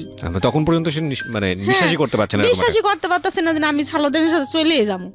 আর সালাউদ্দিন তো বাড়িতে, আমার ওই জায়গা থুয়ে সালাউদ্দিন বাড়িতে আশেপাশে ঘুরতো, যেন না বুঝতে পারে কেউ, কামালে যেন না বুঝতে পারে। তো তারপরের দিন কামাল সালাউদ্দিন রে এক গলির মধ্যে নিয়ে ওর পায়ে পর্যন্ত ধরছে সালাউদ্দিনের, যে সালাউদ্দিন ডালিয়া কই আছে তুই কইতে পারবি, তুই আমার বাসায় যাইতে আইতি, তোর সাথে পুনুর করতো, সারাদিন কথাবার্তা কইতো, তুই কত ডালিয়া কই আছে। পরে সালাউদ্দিন কয় ভাই আমি তো জানি না ডালিয়া কই আছে। পরে এমন করতে করতে সে দেশের থেকে দেখেন কামাল এখন পাগল, দেশের থেকে ফকির আনছে, ফকির আইনে আমারে আনবো আর কি টাবিস কইরা, দেশের থেকে ভালো টাকা দিয়ে ফকির আনছে আইনা। এখন ফকিরে বলে দিছে যে ওদিকে আছে। পরে কি করলো কামালে, ওদিক থেকে আমারে বাইর করলো। কোথায় ছিলেন? ওই কেরানীগঞ্জ। ওদিক থেকে কেমনে খোঁজ নিয়ে আমার বাড়ি করলো। কেরানীগঞ্জে তখন আপনি এবং ততদিন কি জানতে পারছে যে আপনি সালাউদ্দিনকে বিয়ে করে ফেলছেন? পরে জানতে পারছে। না, এটা কি বের করার আগে জানছে না বের করার পরে জানছে? বাইর করার আগেই জানছে। কেমনে? সালাউদ্দিনের সাথে আমি দেশে গেছি একবার, দেশে গেছি। এখন সালাউদ্দিন বলতেছে কি ডালি আমি তুমগো বাসায় যাবো, বাড়িটা আমার বোনের বাড়িতে গেছি। পরে হাসিনা আমার বোন মাদ্রাসা, এখন আমার বোনে বলতেছে কি মাদ্রাসার ভিতরে বাসা, কয় কি যে এক নিজের রক্তের আত্মীয় স্বজন ছাড়া আর কেউ নেওয়া যাইব না। পরে আমি কই কি না সালাউদ্দিনটা আনতে হইব, সালাউদ্দিনটা আমি আনবই, আর যদি না আনতে দেয় তাহলে আমি আর কোনোদিন আম না। তা আমার বোনেরা আবার আমার খুব ভালোবাসে, খুব। আমি আবার তেরা, এই জন্য আমার বোনেরা অনেক ভালোবাসে আমার। আমি খাই না খাই আমার বোনে করে। তারপরে আমার সালাউদ্দিন গেল দেশে, যাইয়া একদিন থাকলো, থাইকা তারপরের দিন আবার আইসে পড়লো, আমারে নিয়ে ঢাকা আইছে। আচ্ছা, ঢাকা আইসে। এখন আমার বোনেরে ফোন দিছে কামালে, হাসিনা ডালিয়া কই গেল রে, কি আশায় বিষয়, ডালিয়া কি কারোর সাথে কথা টথা বলে, জানোস কয় কি ডালিয়া আফায় তো ওই যে সালাউদ্দিন কার নাম, হ্যাঁ লগে তো আইছিল আমার বাড়ি। তখনই মোটামুটি নিশ্চিত হয়ে গেছে যে না আপনি সালাউদ্দিনের সাথে কাজটা করে ফেলছেন। সালাউদ্দিনের তো আইছে আমাকে বাসায় একদিন, আমরা করবো না, তারপর আইছে আয়া আফারে তো হে লগে করে নিয়ে গেছে। তখনই মানে বুঝতে পারছে যে সালাউদ্দিনের সাথে আমি গেছি। এই আর কি খুব মানে এলাকাটা সুদ্ধা গরম হয়ে গেল আর কি। আর সে বুঝতে পারে না যে আমি জামুগা এরকম কাজ করবো।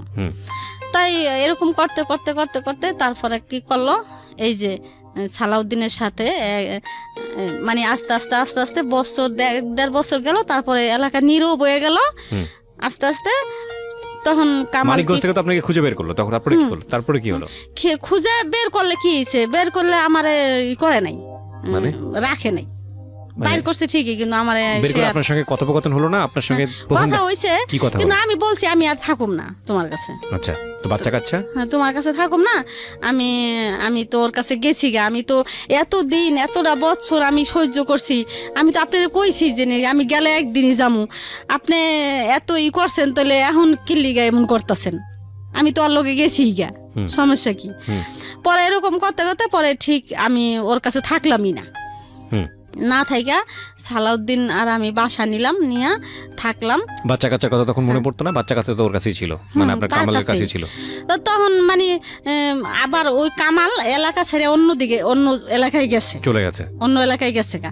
আচ্ছা। আমি আবার ওই কেরানীগঞ্জ থেকে ওই এলাকায় আইছি, হুম। এলাকায় আইয়া বাসা নিছি। এখন আমার ছেলেরা, আমার বড় ছেলে, মেজো ছেলে, সেজো ছেলে এখন ওই কামালের কাছে যায় না, আমার কাছে থাকবো। হুম। ওর চলে কাছে আসছে, হ্যাঁ। ওর কাছে যায় না, আচ্ছা। ও বাপের কাছে যায় না। ওই যে বাপে কামে কাজে দিয়ে দিছে, এরকম করছে। এখন আমার ছেলেরা তো দেখছে কম বেশি আমার ব্যাপারটা। তো ছেলেরা আমার কাছে আইসে বললো, আসছে মতো আমার মেজো ছেলেরা একদিনকে আমার মেজো ছেলেরা আবারও করা বেশি, তখন মনে হয় 10-11 বছর আমার মেজো ছেলের ভাত দিয়ে বলতাছি যে সাগর, আমি সালাউদ্দিনের লেগে গেছি তাই কি হয়েছে, আমি কামালরে ছাইড়া দিছি, আমি সালাউদ্দিনকেও ছাইড়া দিম।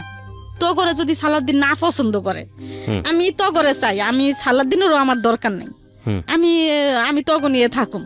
আমি যাই করছি, আমি তো বাই করে নিয়ে থাকুম, আমি তো করে হালাম না। সালাউদ্দিন যেদিন কইব যে ও করে ঘরে জায়গা দেশকে, আমি সালাউদ্দিনরে ছাইড়া দিম, আমি তো করে ছাড়ুম না। তাই কইয়া বুঝাই টুজাই আমার ছেলেরা সবই আমার কাছে থাকলো, থাইকে টাইকে ছেলেরাও কাজ কাম করে। সালাউদ্দিন কোনো রকম আর কি আসে, কোনো রকম কোনোদিন টাকা কিছু দেয়, কোনোদিন দেয় না, এই অবস্থায় মানে। এখন মানে ওই যে বিয়ের আগ পর্যন্তই আমার ভালোবাসছে, এখন বিয়া করছে, একজনের কাছ থেকে আনছে, এখন মানে সে হাল ছাইড়ে দিতেছে আস্তে আস্তে, এখন আর তার দরকার নাই আমার।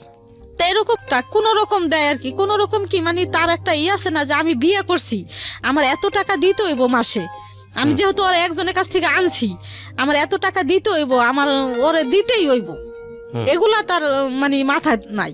আচ্ছা। তার মাথায় যে আমি পারলে দিলাম, না পারলে না দিলাম, গেলে গেলাম, না গেলে না গেলাম, এই আর কি আমার কষ্ট।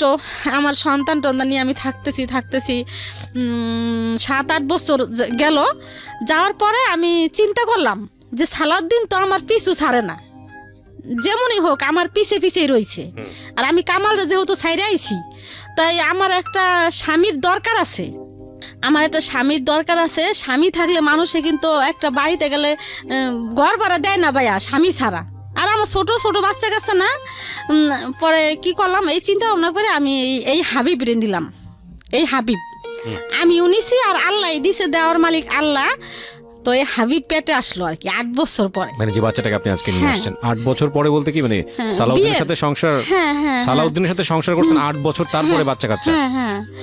এই 8 বছর আমি একটু জানতে চাই, 8 বছর কি হলো, মানে আপনার সালাউদ্দিনের সাথে কোনো সমস্যা হয়নি? সে আপনার বাচ্চা কাচ্চা সহ মেনে নিয়েছে? মেনে নিছে, কিন্তু আমার বাচ্চা কাচ্চারা খারাপ জানতো না।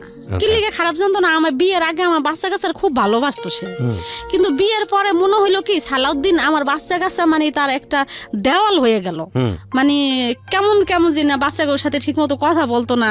আর যেমন বিয়ের আগে আমার সজীব সাগর বলতো, মামা আমার 10 টাকা দেন, আমার 5 টাকা দেন, গেলে গলা ধরতো, মামারে ভালোবাসতো, আমার টাকা দেন, মুড়ি খামু, হেন খামু, তেন খামু, ঝালমুড়ি খাম। কিন্তু তখন আর আমার ছেলেরা কেউ ওই সালাউদ্দিনের সাথে আর কথা বলে না, আর সালাউদ্দিনও আমার ছেলেকে বেশি ভালোবাসে না। ওই সাজ্জাদ শাহাদাতের 2 সামনে পড়লে কথা কয়, না পড়লে নাই। তা এর মধ্যে এই বাচ্চা না আমার পেটে আসলো, আসার পরে বাচ্চাটা পেটে আসলো, তখন ওর চাকরি নাই, সাসপেন্ড করলো। সাসপেন্ড করার পরে এখন সালাউদ্দিনের চাকরি নেই, চাকরি নাই। আমি টুকটাক ব্যাগের কাজ করতাম, সজীব সাগর সজল টাকা দিত, এই দিয়েই আমি চলতাম, ঘর ভাড়া দিতাম, আমরা খাইতাম, আবার সাজ্জাদ শাহাদাতের মাদ্রাসার বেতনও চালাইতাম।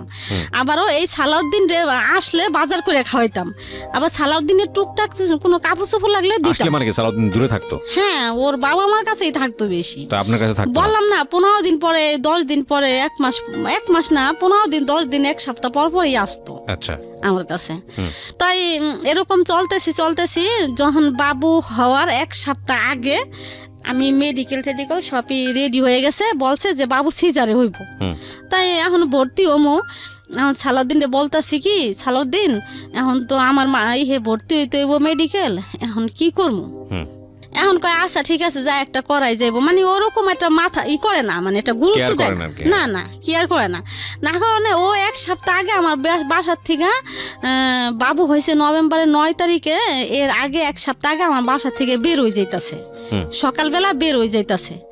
যাওয়ার সময় আমি ওরে পিছর থেকে, আমার অবস্থা তো তখন ভালো না এক সপ্তাহ আগে, তখন আমি পিছর থেকে ওরে জড়াই ধরছি, জড়াই ধরে আমি কাইন্দে দিছি যে সালাউদ্দিন তুমি, আমার মনে হয় কি তোমার তখন মানে ওই সাসপেন্ডে ছিল 2.5 বছর ভাইয়া, বাবু হওয়ার 1 মাস আগে ওর চাকরি হয়েছে আবারও। আচ্ছা হ্যাঁ আবার হয়েছে, হওয়ার পরে পরে এখন আমার আর ভালো লাগতেছে না, যে এমনি ওই কেমন যেন আর ভাবসাব বেশি একটা ভালো না, আর চাকরি হয়েছে, এখন মনে হয় যে সালাউদ্দিন আমার ছেড়ে চলেই যাইব। আচ্ছা এই ভাইবা মানে ওরে আমি পিছের থেকে জড়াই ধরলাম যে সালাউদ্দিন তুমি কি আমারে ছাইরা যাইবা গা, চাকরি হয়েছে তুমি আমারে ছাইরা যাও না সালাউদ্দিন, আমার মা নাই, আমার কেউ নাই, আমার কোনো আত্মীয় স্বজন নাই, আমার কে দেখবো এমন সময়। তখন আপনার 5টা বাচ্চা আপনার সঙ্গেই থাকে, আরো পেটে পেটে 2টা মাদ্রাসায় থাকে আর কাজে কামেই থাকে বেশি ছেলেরা। পরে বললাম, ও আর কি কোনো মাথা লড়াইলো না ভাইয়া, যে আমি কই যাবো তোরে ছাইরা। আছে না এতটা বছর সংসার করছি ভাইয়া, মাথায় হাত দিয়ে বলতে পারতো যে কেন আমি তোরে ছাইরা যাম, কিছু না বইলে ওর জুতা টুতা মুছে দিলাম ভাইয়া, নাস্তা টাস্তা বানাই দিলাম, ও খাইয়া কি করলো আসতে বাইরে গেল, যায় আর আসলো না। পরে আমি এই 9 দিন পরে আমি ভর্তি হমো, সালাউদ্দিনে ফোন দিতেছি যে ভাইয়া আমি তো ভর্তি হমো, আমি কেমনে কি করুম, আমি একলা, আমার তো কেউ নাই তুমি জানো, তাই আমি অনেক কি করুম, মানে ও আমার ফোনই রিসিভ করে না। না কারণে একদিন আমার বলতাছে কি যে একদিন ওর বোনের জামাই ফোন দিছে আমারে, ওর বোনের জামাই আর কি ভালো অবস্থা, আর ওরা বেশি একটা অবস্থা ভালো না, 5-6 ভাই খাটে, টাকা পয়সা মানে খাইলে ভালো। আচ্ছা আর ওর বোনের জামাই অবস্থা ভালো, তা ওর বোনের জামাই আমার ফোন দিছে, কবির নাম, বলতেছে কি ফোন দিয়া কয় কে ডালিয়া, আমি কই হ্যাঁ আমি ডালিয়া, কয় আমি আপনি কে, কয় কি আমি কবির। পরে আমি কই কি ব্যাপার ভাইয়া কেমন আছেন, কয় হ্যাঁ ভালো আছি। পর বলতেছে কি ডালিয়া তোমার একটা কথা, তোমার সাথে কথা বলতে চাই। আমাকে বলেন, কয় কি তোমারে তো সালাউদ্দিন ছাইরে দিতে চায়। পরে ভাইয়া লাগলো কি আমার সারা শরীরে ঘাম ছুটে গেল। ওর বোনের জামাই মা বোন সবাই ভাবতাছে যে এখন সরকারি চাকরি ছিল না এতদিন, যাই হোক আসিল, এখন সরকারি চাকরি হইতাছে, আমার ছেলে আরো একটা বাচ্চা হইতাছে, ওই বাচ্চারে খাওন টাউন দিব, টাকা পয়সা দিব, আর ওগুলা এখন সবাই মানে চিন্তা ভাবনা করছে আমারে ছাড়াই হালাইব। চাকরি হয়েছে, এখন সালাউদ্দিন ও আমারে ছাইড়া দিব, এই চিন্তা। হ্যাঁ আপনাকে বলছে, তারপর কি হলো? ওর বোনের জামা হাতে পায়ে ধরে বলছে যে ভাইয়া আমারে টাকা পয়সা দিয়ে ডালিয়ারে ছাড়ান, আমি মাসে মাসে বেতন পাই, যে 18,000 টাকা বেতন পাবো, এগুলো আপনারা মাসে মাসে আপনি নিয়ে যান, আর গাড়ি যে চালামো এই টাকায় সংসার চলবো, মা বাপের দিন, এগুলা বলছে। ওর বোনের জামাই কি করলো আমার ফোন দিয়ে বলতেছে কি আর সালাউদ্দিন তো তোমার ছাইড়া দিতে চাই। পরে আমি কই কি ছাইড়া দিতে চাই, এতটা বছর গেল এখন ছাইড়া দিতে চাই, বাবু হইব এখন এই সময় ছাইড়া দিতে চাইবো কি কিনলিগা কি, তা তো আমি জানি না, সালাউদ্দিন রাখবো না তোমারে, এরকম এরকম আমরা তোমার টাকা পয়সা দিয়ে ছাইড়া দিতে চাই। তাই কি করলো, এই 9 দিনের ভিতরে আর কোনো খোঁজ খবর নাই, এই কথা আর কি আমার কানে আসলো, ফোন দিল। তখন তো আমার অবস্থা কেমন তা তো জানেনি ভাইয়া, এতটা বছর আমি ওর সাথে থাকলাম যেমনই হোক। তাই এই নভেম্বরের 8 তারিখে আমি মেডিকেলে ভর্তি হইলাম হাসপাতালে, আমগো বাসার পাশেই হাসপাতালে ভর্তি হয়েছি। এখন আমি এর আগে এক আপারে বলছিলাম ভাত খাওয়ায়, মানুষ খাওয়ায়, হে আপাটা মানুষ খাওয়ায় আর কি 15-20 জন।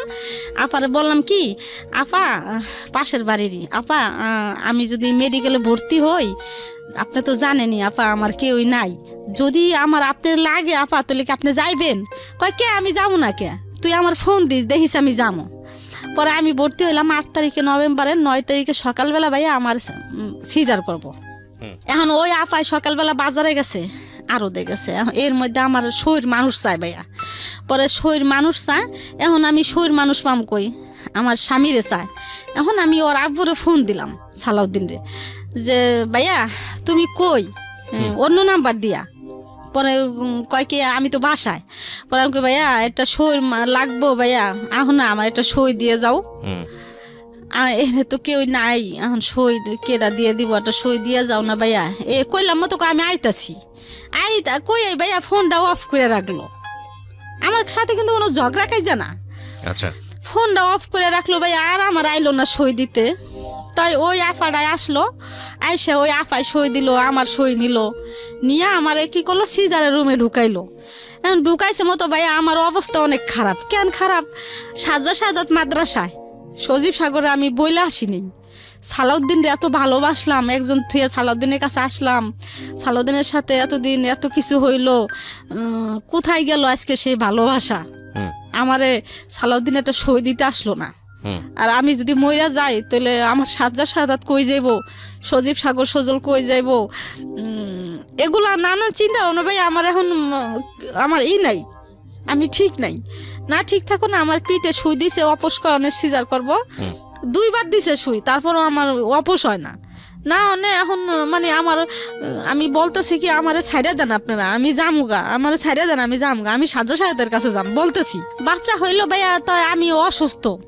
সকাল 9টা বাজে সিজার হয়েছে, রাত 12টা বাজে আমার হুশ হয়েছে। হুশ হয়ে তারপরে যাই হোক মেডিকেলে যেইভাবে হোক কাটলো দিন, কাইটা 4 দিন পর বাসায় গেলাম। এর মধ্যে সালাউদ্দিনের কোনোই নাই, খবর বার্তা নাই, আসেও না, দেখেও না, ফোনও দেয় না।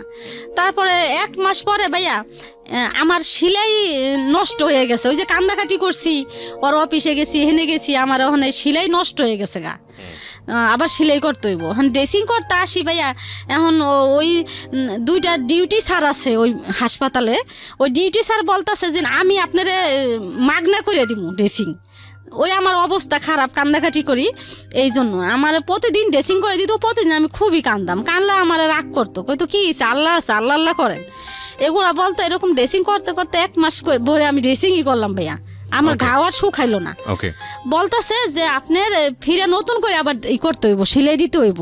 এখন আমার মাথা তো খারাপ হয়ে গেছে, নতুন করে সিলাই দিতে হইব, আমার কি অবস্থা হইব। এখন আবার ওইটা খুললো ভাইয়া, খুললে ওই জায়গা পরিষ্কার করে আবার আমার সিলাই দিল। সিলাই দিয়ে যেদিনকে বাসায় গেলাম, আমার ওষুধ লেখা দেয় ভাই, আমি তো ওষুধ খাইতে পারি না, টাকা পাবো কোথায় আমি ওষুধ খামো।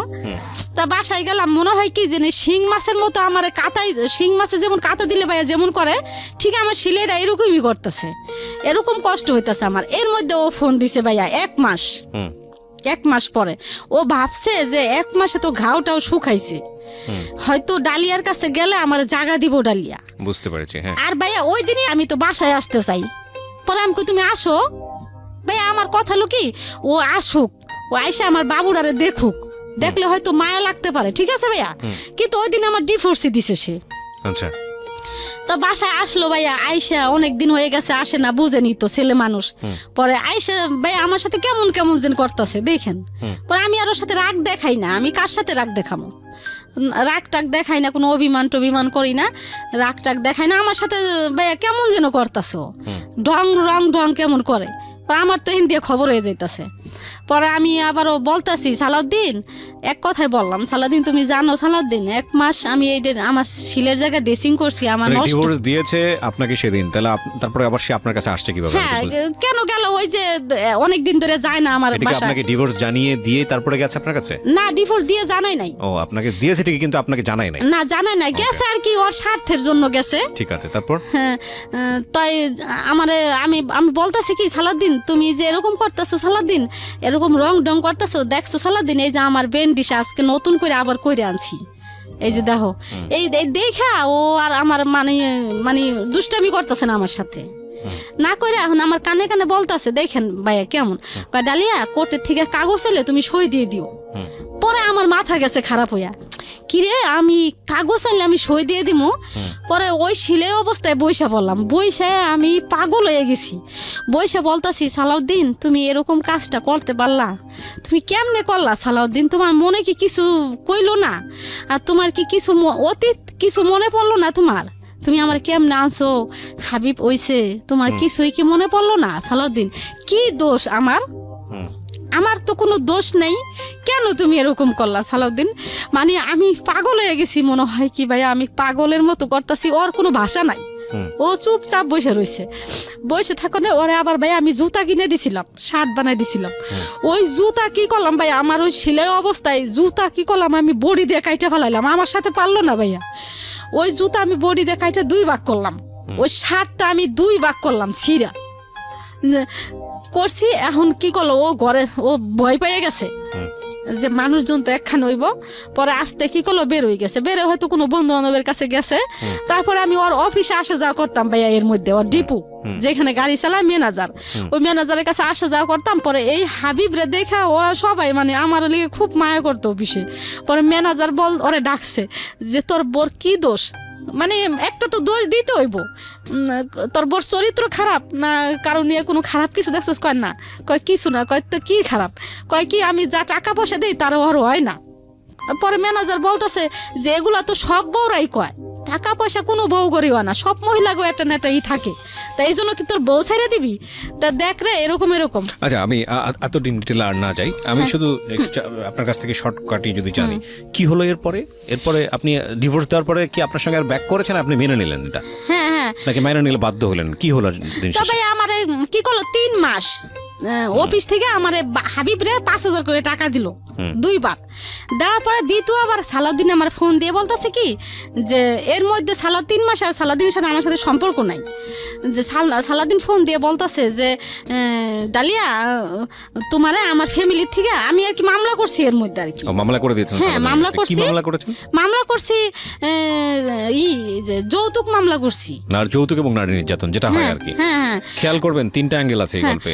এর ভিতরে একটু থামাই আপনাকে। 3টা অ্যাঙ্গেল প্রিয় শ্রোতা। একটা হচ্ছে ওনার আগের সংসার, ওনার পরের সংসার, দ্বিতীয় অ্যাঙ্গেল, তৃতীয় অ্যাঙ্গেল হচ্ছে মামলা। এই মামলার বিষয়টা এখানে কিভাবে আসলো, মানে এবং যখন সরকারের কাছে আশ্রয় নিতে হচ্ছে এই সমস্যা সমাধানের জন্য, সেই যে আশ্রয় যে যৌতুক এবং নারী নির্যাতন, যৌতুকের প্রসঙ্গ তো এখানে আসেই নাই, মানে পুরো এন্টায়ার গল্পে।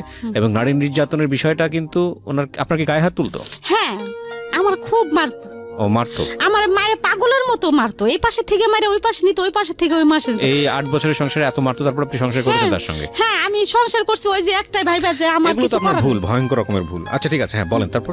তো আমি মামলা করছি। এখন মামলা ওখানে ও বলতেছে কি ডালিয়া তুমি বাবুরে লইয়া যাইবা আইবা, তো এগুলা না করে আমার ফ্যামিলির থেকে তোমার 2 লাখ টাকা দিব, 2 লাখ 2.5 লাখ যাই দেখ তুমি মাইনে নাও। আর আমি তো আছি, আমার সন্তান, আমি তো আর এটা করতেছি না। ও যদিও সই দিয়ে থাকি তাহলে তো আমি মনের থেকে সই দিব না, সন্তান তো সন্তানই আমার, তাই তুমি মাইনে না, পরে আমরা মিলব। তাই ভাইয়া আমি কি করলাম, ওর কথা আমার ভুল হয়ে গেছে বলতেছে, আমার ভুল হয়ে গেছে। আমি ওই ম্যানেজার ট্যানেজার সবার কথা মতো মামলাটা তুলে নিলেন? হ্যাঁ, না তুলে নিলাম না, ওর উকিলে আমার উকিলে মিলা এই মানে এক জায়গায় বইসা ওই আমারে কি করলো 2.5 লাখ টাকা দিল। বাবুর হাবিবের বাবদ 50,000 টাকা আর আমার কাবিনের 2 লাখ টাকা। পরে দেওয়ার আগে থেকে আমার সাথে ভালো যোগাযোগ শুরু করলো ভাইয়া ওর আব্বু, এই সালাউদ্দিন। ভালো কথাবার্তা বলতেছে, দেওয়ার প্রায় 15-20 দিন আগের থেকে আমার আগের মতো মানে এই বিয়ার আগের মতো কথাবার্তা শুরু করতেছে। এখন আমার বলতেছে কি আমার ভুল হয়ে গেছে ডালিয়া, তাই আমি আবার তোমার জীবনে আসতে চাই, তোমার মা বাপ নাই, হাবিব রেখে রাখবো, এত কষ্ট। পরে ভাই আমি রাজি হইয়া ওরে আবার আমি আনলাম, আইনা পর আবার আমরা কি করলাম, কাবিন কইরা ফিরা ও বলতেছে কি আমার কিছু টাকা টুকা দাও না। ও আমার কাছ থেকে ভাই 1 লাখ টাকা নিল আর 1.5 লাখ টাকা আমার কাছে রইল। ও আবার টাকা নিয়ে নিয়েছে? হ্যাঁ, 1 লাখ টাকা নিল, নিয়ে 1.5 লাখ টাকা আমার কাছে থাকলো। এখন ওই 1 লাখ টাকা নিয়ে ঋণ পিন দিল, একটা অপ্পো সেট টেট কিনলো আমও ঘরে, মানে আমারও টুকটাক কিছু আর কি ভাঙছি ভাইয়া বুঝছেন কইরা। তারপরে এখন কিছুদিন পরে ভাইয়া আবার শুরু করছে, আবার ওই 1.5 লাখ টাকা চাই ভাইয়া বুঝছেন। ওই 1.5 লাখ টাকা আমার কথা হলো কি সালাউদ্দিন তো আমার ভালো কিছু দেয় না। ডিভোর্স দিয়েছেন, তারপরে আর মামলা করেছেন, মামলা তুলে নিয়েছেন টাকার জন্য, উকিলে বসে একটা সমাধান করেছেন। তারপরে সে আপনার কাছে আবার ফিরছে, ফিরে টাকাগুলো যখন আপনার কাছ থেকে নিচ্ছে তখন কি তাকে আবার বিয়ে করেছিলেন? না করেন না, আবার বিয়ে করছেন। তখন কত টাকা দিন মহল ধরেছেন? 1 লাখ টাকা। 1 লাখ টাকা, আচ্ছা ঠিক আছে। তারপরে ওই 1.5 লাখ টাকা আবার চাইতাছে, পরে 1.5 লাখ টাকা চাইতাছে। এখন আমার কথা কি যে ও তো আর ভালো না, যদি ভালো হইতো 1.5 লাখ টাকা আমার কিডনি বেচেও দিতাম। 1 লাখ টাকা দিছি, তা 1.5 লাখ টাকা থাক আমার কাছে, তাই ওই 1.5 লাখ টাকা চায়।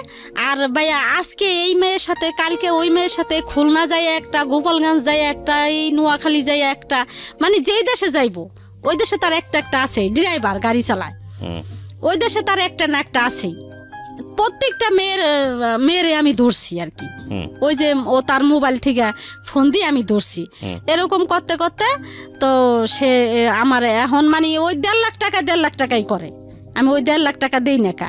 তা আমার কথা যে আমি 1.5 লাখ টাকা দিমু, কারে দিমু? ভালো তো হইতে হইব, আমার সংসারিক হইতে হইব, আমার সংসারিক না হোক, আমার হাবিবরে তো দেখতে হইব। হাবিব তো তার সন্তান, আমারে না দেখ, তার সন্তান রে সে কি দিব না ভাইয়া? যে আমার একটা সন্তান আছে, আমার সন্তান রে এই আজকে অসুখ হয়, কালকে অসুখ হয়, এই একটা না একটা ভাইয়া হইতেই থাকে। 3 বেলা ভাইয়া, সকাল বিকাল রাত্রে 3 ভাইয়া ফিটার নিয়ে ভাইয়া পিছে পিছে ঘুরে, জামু ফিটার দুধু দে, ফিটার দুধু দে, ফিটার দুধু দে, কান্দাকাটি করে ভাইয়া, ফিটার না হইলে ঘুমায় না। তাই খুব এই বাচ্চাটা নিয়ে আমি খুবই কষ্টে আছি ভাইয়া। আর আমার ওই ছেলেরা আমার খুব ভালোবাসে ভাইয়া। ছেলেরা টাকা পয়সা লাস্ট কি দাঁড়াইছে? লাস্ট দাঁড়াইছে কি, আমি কিছুদিন আগে আমি মামলাও করছি ভাইয়া, আবার ওর নামে আবার মামলা করছি। আর আমি ওর হেড অফিসে দিছি, এই যে দরখাস্ত দিছি যে আমার এই ব্যাপার, আমার টাকা পয়সা দেয় না একটা ছেলে, এরকম।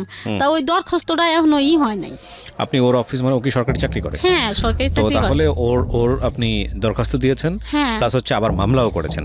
এখন এই অবস্থায় আপনি ঝুলন্ত অবস্থায় আছেন। আপনার ছেলে মেয়ে সবগুলো এখন আপনার সঙ্গে আছে, মানে 7টা ছেলে আপনার? না, 6টা। তো এই 6টা ছেলে।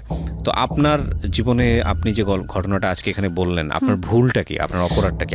ভুলটা কি ভাইয়া, এটা তো আপনিই বুঝতে পারছেন। আমার মনে হয় না যে আমার কোনো ভুল ভাইয়া, আমার জীবনটা এই ছোট থেকে। আপনার ডেফিনেটলি ভুল আছে, কিন্তু আপনি যদি মনে না করতে পারেন যে আপনার কোনো ভুল নাই। আমার ভুল, আমি ওই যে কামাল যাই করতো, কামালের কাছ থেকে যদি সালাদিনের কাছে না আসতাম, এটাই আমার ভুল হয়েছে। এটাই এই জায়গাটাই আমি একটু বলতে চাচ্ছি। সেটা হচ্ছে যে একটা মানুষ, দেখেন, আমরা সংসার জীবনটা আসলে অন্যরকম একটা জীবন আমার কাছে যেটা মনে হয়, এবং যারা এখানে শুনছেন তারা বিভিন্ন শ্রেণীর শ্রোতা আছেন। এটা একেবারে প্রান্তিক পর্যায়ের একটা মানুষের গল্প, যার দিন এনে দিন খেতে হয়, জীবনে কিছুই পায়নি সেই অর্থে, কষ্ট করে লেবানন গেছে, সেখান থেকে একটা মানুষের সান্নিধ্য পাওয়া, এবং তারপরে গায়ে গতরে খেটে 5-6টা ছেলে মেয়েকে মানুষ করার চেষ্টা করা, সব কিছু মিলিয়ে একটা অন্যরকম মানুষ। একেবারে আমাদের সমাজের একেবারে নিচু শ্রেণী যদি বলি, তাহলে একেবারেই প্রথম পর্যায়ে বলতে পারলে আমি যেটা বোঝাচ্ছি যে প্রান্তিক, একেবারেই নিচু পর্যায়ের যে শ্রেণীটা আছে সেই শ্রেণীর একজন মানুষ। যদিও উঁচু নিচু ভিত্তি নিয়ে আমার যথেষ্ট রকমের দ্বিমত আছে, শুধু বোঝানোর জন্য বলছি। তো আমি যেটা বলতে চাই সেটা হচ্ছে যে এই মানুষটার জীবনটাকে যদি আপনি অ্যানালাইসিস করেন, এরকম ঘটনা আমাদের প্রত্যেকের জীবনে আছে। সবচেয়ে ট্রিকি পয়েন্ট আজকের এই জীবনের পুরো গল্পটাতে, সিক্রেটসে, সেটা হলো, দেখুন, ওনার জীবনের কোনো কিছুই সমস্যা ছিল না। ওনার প্রথম হাজব্যান্ডের সমস্যার জায়গাটা যেটা ছিল, উনি যেটা বলছেন যে আমার হাজব্যান্ড আমাকে লাভ করতো, ভালোবাসতো, কিন্তু ওর যেই খামখেয়ালিপনাগুলো, জুয়া খেলা বা ওর যে সংসারের দিকে মন না দেয়াটা, এটা আমার পছন্দ ছিল না। এবং সবচেয়ে বেশি যেই ল্যাকিংসটা ছিল, আদর যত্ন স্নেহ, যেটা হাজব্যান্ডের কাছ থেকে একজন ওয়াইফ প্রত্যাশা করে, ওই জায়গাটায় আরেকজন তৃতীয় পক্ষ চলে এসেছিল। এবং সেই তৃতীয় পক্ষটা ছিলেন হচ্ছে ওনার দ্বিতীয় হাজব্যান্ড সালাউদ্দিন, যিনি লম্বা একটা সময় নিয়ে ওনার সময়টা ইনভেস্ট করেছেন এনার পেছনে, এবং যেভাবেই হোক না কেন তার কাছে নিয়েছেন। এবং সেই সংসার জীবন 8 থেকে 10 বছরের সংসার জীবন, সেখানে বাচ্চা কাচ্চা হয়েছে, কিন্তু শেষ পর্যন্ত সেটা টেকেনি। এখন এখানে কম্পারেটিভ অ্যানালাইসিস যদি আপনি করতে যান, সেক্ষেত্রে হয়তো প্রথম সংসারটাই ভালো ছিল, আপনি সেটাই বলবেন। কিন্তু মূল জায়গাটা সেটা হলো যে একজন মানুষের অভাববোধ আছে, শুধু খেয়ে পড়ে থাকাটাই জীবন না। এটা প্রত্যেকটা সংসারই আছে, একটা মেয়ের ক্ষেত্রেও আছে, ছেলের ক্ষেত্রেও আছে। এবং ওই ছেলেটা দিন শেষে তার ওয়াইফের কাছ থেকে একটা এক্সট্রা কেয়ার প্রত্যাশা করে, এবং ওয়াইফও নিশ্চয়ই তার হাজব্যান্ডের কাছ থেকে একটা এক্সট্রা কেয়ার প্রত্যাশা করে। এগুলো যখন জমতে অনেক বড় একটা শূন্য জায়গা তৈরি হয়, এটা প্রত্যেকটা সংসার জীবনের জন্যই সত্য। এবং সেই শূন্য জায়গাটাই কেউ একজন যখন এসে দাঁড়ানোর সুযোগ পায়, তখন মন অটোমেটিক্যালি তার দিকে ধাবিত হয়। নইলে দেখুন, যেই লেবাননে গিয়ে ভদ্রমহিলা পরের দিনই বলছিল যে 6 মাসের রাস্তা হলো আমি হেঁটে চলে আসবো বাচ্চাদের জন্য, সেই বাচ্চা কাচ্চাদেরকে ছেড়েও, যদিও সে ছাড়েনি, এক পর্যায়ে গিয়ে ছেড়ে হলেও সে সালাউদ্দিনের হাত ধরে সংসার জীবন, নতুন একটা জীবন শুরু করতে গিয়েছিল। বিকজ সেখানে সে তার ভালোবাসা খুঁজে পেয়েছিল, সেখানে সে স্নেহ খুঁজে পেয়েছিল। কিন্তু এই ভালোবাসা, এই স্নেহ, এসবের জন্যেই ঠিকমতো আমরা ডিল করতে পারি না বলেই ভয়ঙ্কর রকমের ভুল সিদ্ধান্ত আমাদের বৈবাহিক জীবনেও আসে, এবং বিবাহোত্তর জীবনেও আসে, এবং বিয়ের আগেও আসে।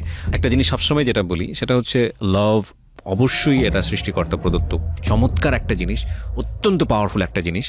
কিন্তু এই লাভটাকে যদি আমরা রেসপেক্টের জায়গায় রাখতে না পারি, এই লাভের ইকুয়েশনটা যদি শুধুই ইমোশনাল হয়, সেটার সাথে যোগ বিয়োগে যদি সামাজিকতা এবং আরও যে বিষয়গুলো চলে আসে মানুষের বেঁচে থাকার জন্য, সেগুলো যদি না মেলে, শুধুই প্রেম নিয়ে, শুধুই ইমোশন নিয়ে জীবনে সুখী হওয়া বা সাকসেস রেট আমার মনে হয় খুবই খুবই খুবই কম। কারণ এই ইমোশন বলেন, এই লাভ বলেন, এইটা না ওই প্রথম পর্যায়ে যেই ফোর্স নিয়ে থাকে এটা রূপ পরিবর্তন হয়ে যায়। অফকোর্স আমি রেসপেক্ট রেখেই বলতে চাই, হাজব্যান্ড অ্যান্ড ওয়াইফ বছরের পর বছর সংসার করছেন, কেউ হয়তো কাকে বার্থডে উইশও করেন না, কেউ হয়তো কারোর জন্য কখনো ফুলও কেনেন না, কেউ হয়তো কারোর জন্য কোনোভাবে স্পেশাল ডে বা ডিনারের আয়োজনও করেন না, তাহলে কি তাদের মধ্যে লাভটা নেই? লাভটা অবশ্যই আছে, কিন্তু লাভটার ইন এ ডিফারেন্ট ওয়ে। লাভটা তখন হয়তো রেসপন্সিবিলিটি হয়ে গেছে, লাভটা তখন হয়তো অন্যরকম একটা ফর্মেটে তাদের দুজনের মধ্যে ধরা দিয়েছে। এই দুজন মানুষ কখনোই হয়তো বা ওইভাবে অনুভব করেননি যে তাকে স্পেশাল টেক কেয়ার করা উচিত, কিন্তু দেখবেন যে দুজন মানুষকে যখন আপনি আলাদা করে ফেলছেন তাদের মধ্যে একটা অস্বস্তি শুরু হয়ে গেছে, তাদের মধ্যে একটা মানে প্রচণ্ড রকমভাবে মিস করা শুরু হয়ে গেছে। এই যে নির্ভরতা, যেটা বোঝা যায় না, যেটা এক্সারসাইজের জায়গাটায় আসে না, যেটা বয়ফ্রেন্ড এবং গার্লফ্রেন্ডের ক্ষেত্রে খুব বেশি প্রয়োজন হয়, যেটা হয়তো হাজব্যান্ড আর ওয়াইফের ক্ষেত্রে একেবারেই প্রয়োজন হয় না, এই জিনিসটা থাকে, এটা ডিফারেন্ট ফর্মেটে চলে যায়। তো আমি কথাটা এই কারণেই বলছি যে যেই ইমোশনের কারণে, যে মানুষটাকে না হলে আপনার চলছে না, যে মানুষটাকে না হলে আপনার জীবনটাকে বৃথা মনে হচ্ছে, এটা একটা মারাত্মক রকমের ইমোশন, খুবই ম্যাচিউরড একটা ইমোশন। কজ এই ইমোশনটা পরবর্তীতে অন্যদিকে টার্ন নেয় এবং সেই টার্নিং পয়েন্টে গিয়ে ওই মানুষটার সঙ্গে আদৌ থাকা সম্ভব কিনা, সামাজিকতা কি বলে এবং আপনার জায়গা থেকে লজিক কি বলে। যদিও আমরা যখন জানি যে ইমোশন যখন চলে আসে তখন লজিকটা অনেক বেশি বন্ধ হয়ে যায়। তো এই চিন্তাটা করাটা খুব জরুরি, নইলে 8 বছর পরেই হোক, 5 বছর পরেই হোক, 7 বছর পরে